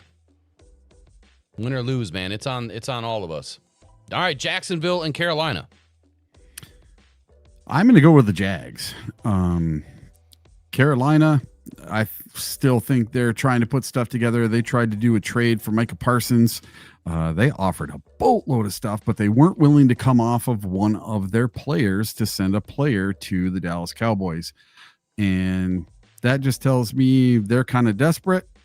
Jacksonville, well, didn't they just pick up Tim Patrick? I'm pretty sure they did. Yeah. So I'm going with the Jaguars because they got Tim Patrick. I think Tim Patrick's probably going to get an opportunity here too. Yes. And Jacksonville has Travis Hunter. I mean, someone that's probably going to be able to lock down one side of the offense or defense, depending on where he's going to get the majority of his snaps. I feel it's going to be more on the defensive side of the football. He's the number 2 overall pick in this year's draft. He played 10 preseason snaps on offense. He caught both of his targets, and he aligned in the slot on 50% of his 10 on 50% of his 10 snaps. Defensively, Hunter played 8 preseason snaps. This is going to be an interesting year for him to see if he's going to be able to keep up in the NFL playing both sides of the field. And I honestly feel like this is going to blow up in their face. You know, you don't want to limit the guy, and you're going to have to. You're going to have to limit his snaps somewhere. You can't have him playing 100% of offense and then half of the defense, or half and half, because you're going to need him somewhere at some time. You can't just have him off the field. That's a slippery slope to be in. I mean, overall, this is a fairly even match. The Panthers have the overall edge on offense, and the Jags have the overall edge on defense. So it's truly a pick'em game, even though the Jags are a minus 3.5 point dog. Jags are at home. I like that. So that's like a 6.5 point swing. We've got Jags 82%. We're going to give it 30 seconds. I wonder if I have the... Oh, here we go. We only have 22 votes and 100 people watching. Over 100. And only 20-something votes on these? We should be getting at least 80 or 90 votes.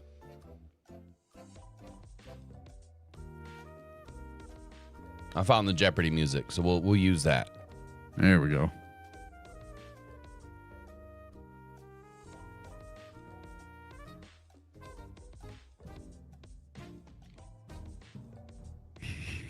All right, it is the Jags. Kevin Barr says, don't sleep on the Panthers just because they're terrible. Right.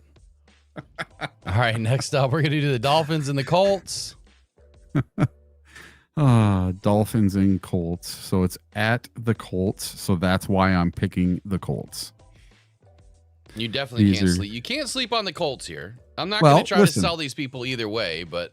No, but listen, the Indianapolis Colts, they are trying to do what the Minnesota Vikings did. So the Minnesota Vikings brought in Sam Darnold last year and got this amazing quarterback play from a journeyman. Well, now they have Daniel Jones, their version of Sam Darnold, and they're thinking that he's going to take them to the next level because all they've been missing is a quarterback. With Anthony Richardson, it just has not clicked. He couldn't hit the broadside of a barn when we were down there in Indianapolis last year. So I'm going to take the Indianapolis Colts since they have a quarterback this year. You know, Anthony Richardson probably should have played any other position but quarterback with his physique. But the problem with Anthony Richardson is he just can't stay healthy, which is unfortunate because he has a rocket for an arm. I mean, one of the biggest arms the league has seen. He's got wheels. You know, maybe they should have put him in a Taysom Hill type role. Like, don't leave him on the sideline. Yeah. He's too gifted. I would put him in there, and in some situations, and maybe they will. Maybe we'll see Richardson get into some game action back there, lined up as a running back, or lined up as a slot receiver in motion, or maybe he'll line up at quarterback and just hand the ball off. Or maybe I don't know. Maybe Daniel Jones will line up at the running back and they'll pitch the ball and do some weird, funky trick plays. I think that they should leave Richardson on the field somehow, some way, and just give him the ball to run because he's lightning when he runs, but the minute he gets tackled to the ground, he doesn't get up. So we'll see what happens. Anthony Richardson obviously won't be in this game, but Tua Tagovailoa, he averaged the quickest time to throw 2.42 seconds last year against the Colts. He had the fewest air yards, though, per attempt, just 5.6 in the NFL last year. The Dolphins defense up against Daniel Jones. The Dolphins defense recorded 26.2 Blitz rate, 14th lowest, but only allowed offenses to record a 42.8% success rate, 8th lowest. Now, who did the Dolphins just get rid of? Wasn't it Christian Wilkins? Yes, that was last year. Yeah, It was last year. yeah, because he went to He went to the Raiders, and now he's gone again. yeah, he was kissing people and And he was doing Raiders. something, allegedly. Yeah, allegedly kissing guys in the head or something. 57% say the Colts, and I'm right there with you. Don't sleep on the Colts. Raiders and Patriots. To me, this is going to be a defensive game for the Patriots. Terrell Williams, former Detroit Lions defensive line coach, is now the defensive coordinator for the Patriots, and I think that this is a great team that they're assembling again in New England. Mm-hmm. But will they be able to bottle up Gianti? Yeah, I didn't really factor Genti into my mix here. It's early, but like you were saying, I think the Patriots are going to have a hell of a defense, and I like that Drake May kid. Year 2, I think he's going to put some stuff together. I think it's going to be the Patriots in this one. They get my vote. I like the Raiders defensively. Max Crosby brings a dynamic to the defense that is unseen, anywhere else in the league. I mean, that guy's motor is just insane. The run game on the other side for the Raiders, I think the GNT is going to bring a dynamic too, but it's like you said, it's early. I do believe that the Patriots, with the way that they put this coaching structure together and started to bring some good players in, I think that you're going to see a very, very tough Patriots defense this season. And 62%, 59%, 61% of our voters agree. Patriots. All right. All right, so on this one, Eric, don't tell us who you picked. Just kind of give us a take. I want to see if they're going to vote the way that you picked without them knowing. Or if they're just going to vote by themselves. So, okay, we're going to pick one here, San Fran or Seattle. Ooh. This is one of the tougher games to pick because the San Francisco 49ers are a mash unit at their wide receiver position, but they have Christian McCaffrey back. They have Purdy back. Their defense looks pretty good. And then on the other side, you have the Seattle Seahawks, who just got Sam Darnold. They got rid of DK Metcalf, and they've brought in some, other people. So this team in year 2 with their new coach, what are they going to do? And how is that going to all gel together? So I think both teams are looking at some major deficits this year and have some pluses and some minuses that are going to factor into all year. I don't see either one of these teams being the winner of the NFC West. I think this is going to be the 3rd and the 4th place team out of the NFC West. So that's what I'll say about those two teams. Well, here's what I'm going to say about the 49ers. They have Robert Salah back there leading this defense. And his defenses have ranked top 3 by highest cover 4 usage, each season from 2019 to 2023. Christian McCaffrey can't stay healthy. It's only going to be a matter of time before he misses some games. And I think he's fairly healthy to get going this season. When you look at a matchup, offense, defense, the 49ers, the 49ers and the Seahawks are fairly evenly matched, where the Seahawks defense versus the 49ers offense, it's a tie.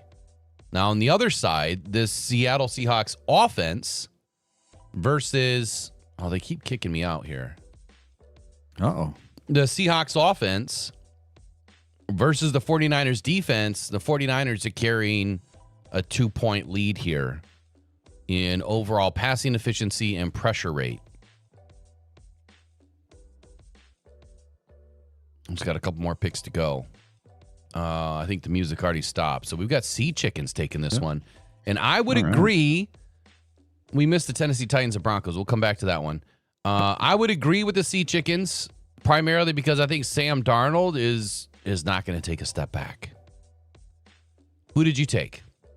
I took the Seattle Seahawks in that one. So it lined up. Yep. All right. Denver Broncos, the Tennessee Titans. Again, let's roll it the same way here. Yeah, this is an easy one. The Denver Broncos, Bo Nix, that defense, those wide receivers. Year 2 with Sean Payton and Bo Nix. You hear all these stories about how they yell at each other and they just love each other and get at each other's throats. I haven't heard anything about the Tennessee Titans this year, and they were a sad sack of a team last year when we played them. I don't know as much has changed, so that's my take on those two teams. You can kind of guess who I'm leaning towards. And the Denver Broncos are an 8.5 point favorite, which I think is the biggest deficit of the whole weekend. Well, I think you're right. This one's simple. The Denver Broncos led in all sack categories last season. Their defense was unstoppable. Their offense, however, struggled at times. But this is a Sean Payton team. And you're going to see that same buildup that you're seeing with Dan Campbell. It took a few seasons to kind of get things right, get the right personnel in place, and the team just took off. And you're going to see that happen for the Denver Broncos this year. I think the Broncos are going to be one of the top 6 teams to end the season. And matter of fact, you might even see a Denver Broncos Detroit Lions Super Bowl. Ooh, that'd be a good one. So you think they're going to unseat the Chiefs? Yep. You think they're going to win the division? Very possible. But I'm going to put all those out tonight. All right. And get my wild calls done tonight. So far, our $10 is going to pay us $4,171. You're $10. I'm putting 50 cents in. Oh, okay. Well, yeah, we're there.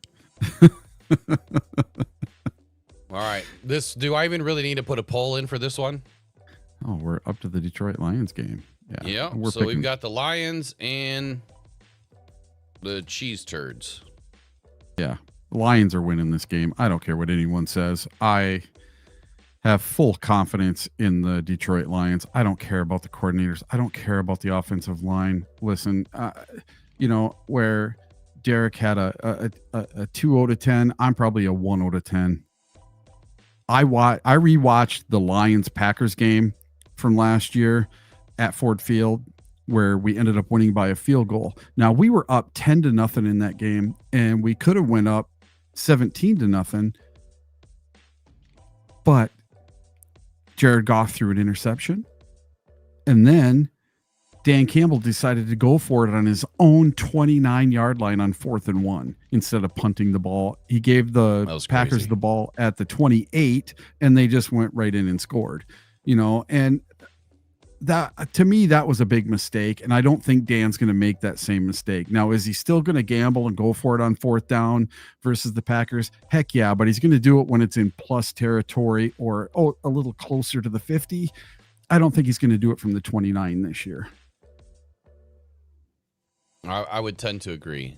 I think that Dan has been a little bit more calculated in his approach with feeding the 4th down hunger. And I think that's what it takes to win in this league is, at some point you've got to take some high risk to get high reward, and you've got to learn when maybe that call was something that you would probably never do again. Yeah. Now, at the end of the game, the one I agreed with when it was 4th and 1 and Jared Goff stumbled and handed the ball off to Montgomery and he got the 1st down, and that ran the clock down to 4 seconds, kicked the game-winning field goal. I agreed with that one because at worst you're going to overtime. So I did like that one. Everything that I wrote, I left in such a hurry. Oh, yeah. I don't know if I saved it. Uh-oh. Oh, well, I'll just be shooting from the hip, I guess. All right. Did we get 100% on the Lions? 100% for sure. There we go. Lions, this is what's crazy. You're giving the Lions a plus 124. I know. Really? I placed a bet at the Lions to win by 7, and my $10 pays me like $140. It's awesome. To win by how much? By 6.5. So to win by 7. Huh. I think it's going to be a fairly close game. Yep. I think the Lions win by 7, though. I think it's going to be 21-7-8 or 21-28. Lions win by a touchdown. And it's going to be a Jared Goff kneel down to end the game. Ooh, I don't know about all that either. We'll see. I don't know. You and your damn crystals out there and whatever you're rubbing together. Hey, it works. I'm telling you, when Kirby Joseph picks off Jordan Love in the fourth quarter, Jared Goff's going to take the ball and kneel down with 1:24 seconds left, and that's going to be the game. All right, so it is the Vikings and Bears are the final game of the week, right?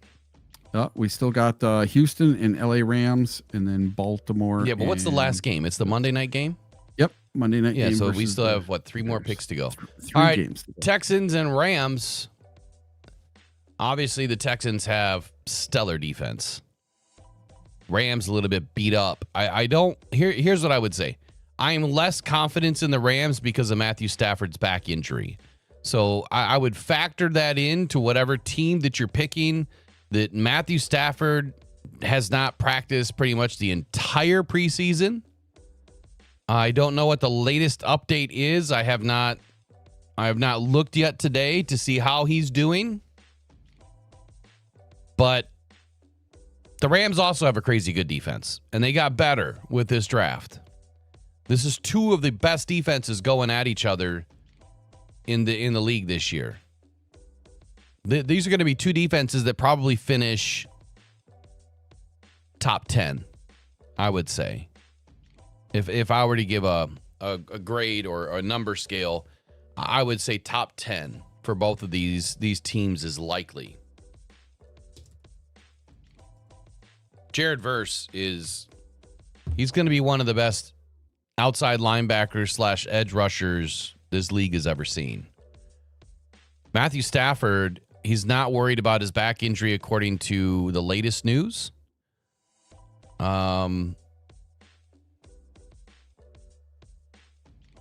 Let's just see what they just said about him, though. According to Sean McVay, Matthew Stafford is healthy and he will start this weekend. And Matthew Stafford says he's not worried about his back issues. But he's 37, and Matthew Stafford's had this back issue since he was in Detroit. This has been a chronic issue for him. So the wrong hit takes him out of the game. I have less confidence in the Rams than I do the Texans. The Rams will generate consistent pressure, but so will Danielle Hunter and Kamari Lassiter versus and Derek Stingley versus Matthew Stafford here. That's going to be interesting to watch how they handle Puka Nacua. I don't even know who the other receiver. Who did they pick up? Devontae Adams? No. Oh, that was for the Rams. Yeah. Yeah, the Rams did. They picked up Devontae Adams. Yep. So it'd be interesting to see how Kamari Lassiter, one of the corners that I wanted the Lions to pick up, obviously didn't happen. He was my second or third corner that was on my list for the Lions. Man, has he really turned out to be a nice football player. He 45.6% and Stingley 46.7% allowed the lowest and second lowest completion percentages as the nearest defender last season. If Stafford couldn't even do what anything against us, imagine what he's not going to be able to do against the Texans. And I don't see where this vote is going to get anywhere near the Texans. That's unfortunate. Nope. I picked the Rams as well. Yeah, I think you guys are crazy. We only got 23 votes. 62-38.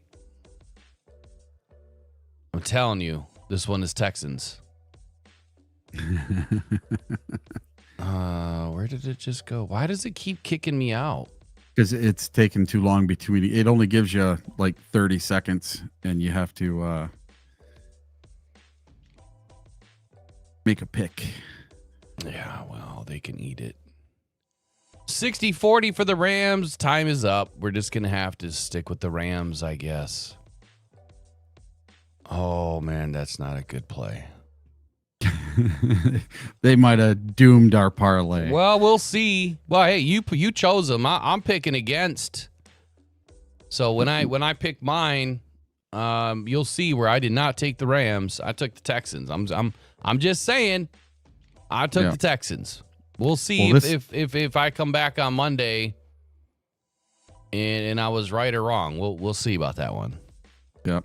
Well, this next game is probably the hardest game to pick Oh, yeah. because these are two of the top dogs in the AFC. This might be the two teams that can take down the Kansas City Chiefs if the Denver Broncos can't do it. The Baltimore Ravens, Lamar Jackson, they're always have an awesome defense, but they're playing at the Bills. The Bills were just on Hard Knocks. The Bills are looking pretty darn good, but they just lost their defensive tackle for the season to an Achilles in practice the other day. So this line is only 1.5. It's a home game for the Buffalo Bills, so it should be a 3-point swing. This is basically a pick 'em. And I don't know if that defensive tackle going down is going to have a lot to do with it or not. I couldn't tell you. For the Buffalo Bills. So I couldn't tell you who's going to win this game, man. I really can't. This is a super, super close game. They're playing at the Bills. If this was at the Ravens, I'd pick the Ravens no matter what. But being as it's at the Bills with the Bills Mafia there, they always show up. Man, I'm torn on this one. Really. I don't know who to pick. So I'm going to go with whoever you guys pick. Well, I'll tell you this. The Bills Mafia doesn't play on the field. So that's just one problem. The other problem is Derrick Henry. And the next problem after that is Lamar Jackson. And Lamar has started to turn into a pretty good passer of the football. So it is, like you say, man, this is a very tough game to pick. The question, I think, in this one is going to be defense, because the Bills last year, the defense was horrid. I mean, just horrid at times. Overall passing efficiency, the Bills defense was 23rd, Ravens were 1st. Overall rushing efficiency, the Bills defense was 4th and the Ravens were 1st. In pressure rate, the Bills were 12th and the Ravens offense allowed the 14th most pressure. On the other side, the Bills offense was 3rd in the league versus the Ravens 9th defense. Overall rushing efficiency for the Bills was 4th to the Ravens' number 1 ranked defense. And pressure rate, the Bills gave up the 11th most pressures, while the Ravens were only able to create the 25th most pressure. So from a matchup standpoint, it's even. But I have to give the edge to the Ravens. The game is at home for the Buffalo Bills. And right now it is a deadlock. It is a pick 'em. It's a plus 1.5 for the Bills, minus 1.5 for the Ravens. Where's everybody taking here? They're taking the Ravens so far. How many votes? So far 20. we have 20 votes, and it is 55-45 for the Ravens. You The got Bills about are 30 seconds or less. Yeah, this is a close game. I'm going to tell you, I would have taken the Bills in this game because they were at home, just like you would have. Yep. But I think that the Ravens are going to capitalize on the fact that the Buffalo Bills defense last year, I mean, look what happened in Detroit. It was a boat race. Yeah. And then losing their starting defensive tackle 2 days ago in practice to an Achilles, that crushes for the Bills. That really dashes their... That just means that Henry's going to have a wide open hole. Yep. You know, I mean, All right. You would like to think that you're deeper. Right. Looks like Ravens 57%. We'll take the Ravens. And now the last game. Now the worst game of the week. Yeah. Monday night, Minnesota Vikings at the Bears. This was one of the tougher ones for me, but I picked the lesser of two evils. If you guys want to know who I picked, Minnesota Vikings are coming in with J.J. McCarthy. They're basically rookie quarterback. And then the Bears, they have a brand new coaching staff, completely new, with a bunch of new players, a bunch of bought players. Who's going to win this thing? I don't know. You guys tell me. All right. Let me try to be as nonchalant. I like how you put them in there. Why? I mean, why would I do anything different? All right, so the Vikings, they're starting a rookie quarterback. Yes, he's a second-year player, but he's a rookie. Chicago Bears defense is still a really good defense. They might have gotten a little bit better this year. Their defensive coordinator, Dennis Allen, is one of the better defensive coordinators in the league. And he's going to have this defense cooking, especially against a rookie quarterback that is going into his first game ever. And he's going to have all sorts of butterflies before the game. Now, we'll probably see J.J. McCarthy out there praying under the underwrites like he does in every game and doing his little meditation. But I'm telling you right now, the Bears are going to eat him alive in his first game. And that's just going to be the welcome to the NFL game. It's not that I want the Bears to win, because I don't. I want J.J. McCarthy to put the lights out on the Chicago Bears. I just don't think that they have enough offensively to do it. Defensively, I think that they will. Offensively, I don't. I think that both of these teams are going to struggle, and it's going to be a very tight game.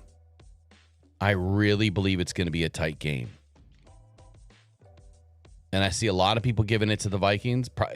Do me a favor. Remove J.J. McCarthy, or I'm sorry, remove University of Michigan from your vote right now. What happens? They won't. I know, but remove University of Michigan from your vote.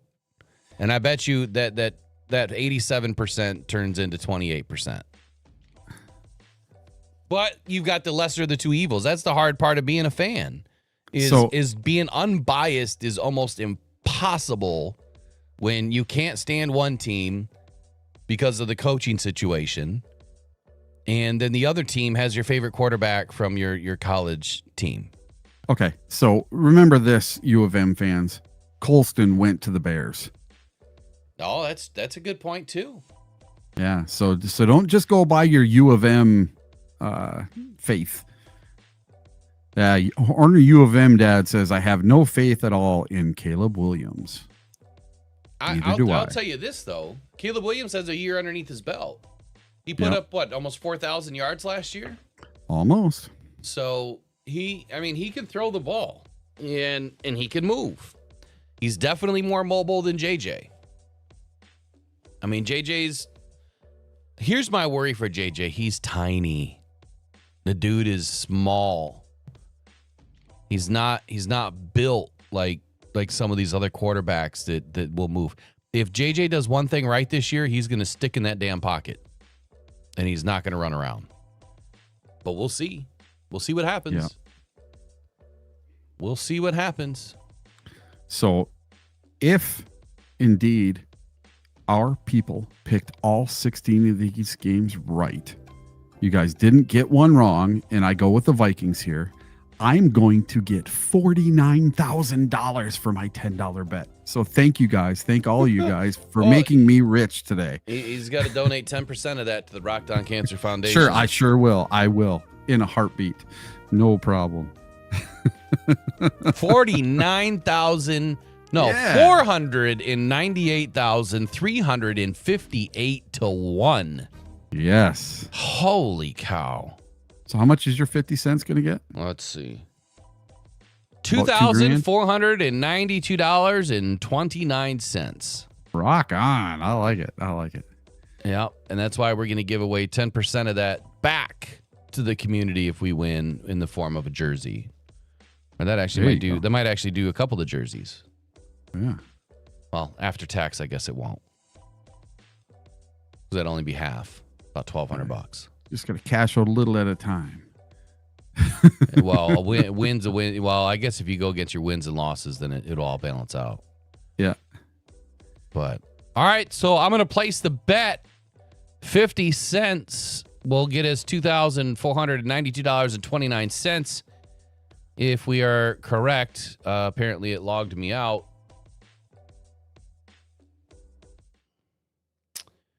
need to log in real quick. What a long day. Yeah. Well, hey, man, why don't you go get some sleep? I'm going to go weed whack and clean my truck. That's my day today. Weed whacking and cleaning your truck? Yep.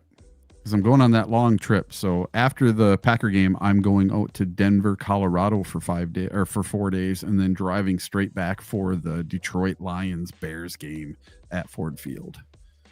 Here you go. Here's our bet, which there you go. 50 cents. $2,492.29. Nice. Now I'm going to show one more thing. I'm going to go to view my bets because I don't even know what I'm doing here on DraftKings. I don't use this thing. This will be the last thing I do, then I'm out of here.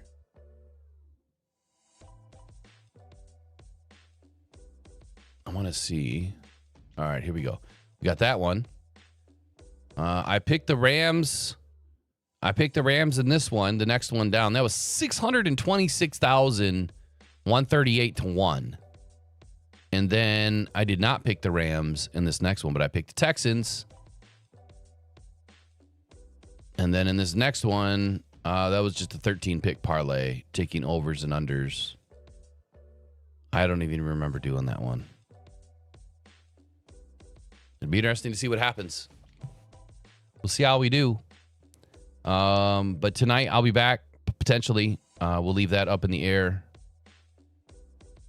I do have to finish a couple of things so that we can get the season kicked off right. Still have a lot of content to get out. But I appreciate you guys all joining us today. I know it's kind of a different day. This is something that we're going to do next time a lot quicker. Like, we got to get in and out, and like, I don't know, we can probably do 90 seconds a pick. So it's about 35 minutes. And that'll be before 10 a.m. We got to get that done. So, all right, you guys have a wonderful day, and I hope that we win some money together this year. We're going to do it every week, 50 cents every week, all 16 games, and we're going to win one of them, at least one. We're going to win. I promise you, we're going to win one. Anything you want to end with?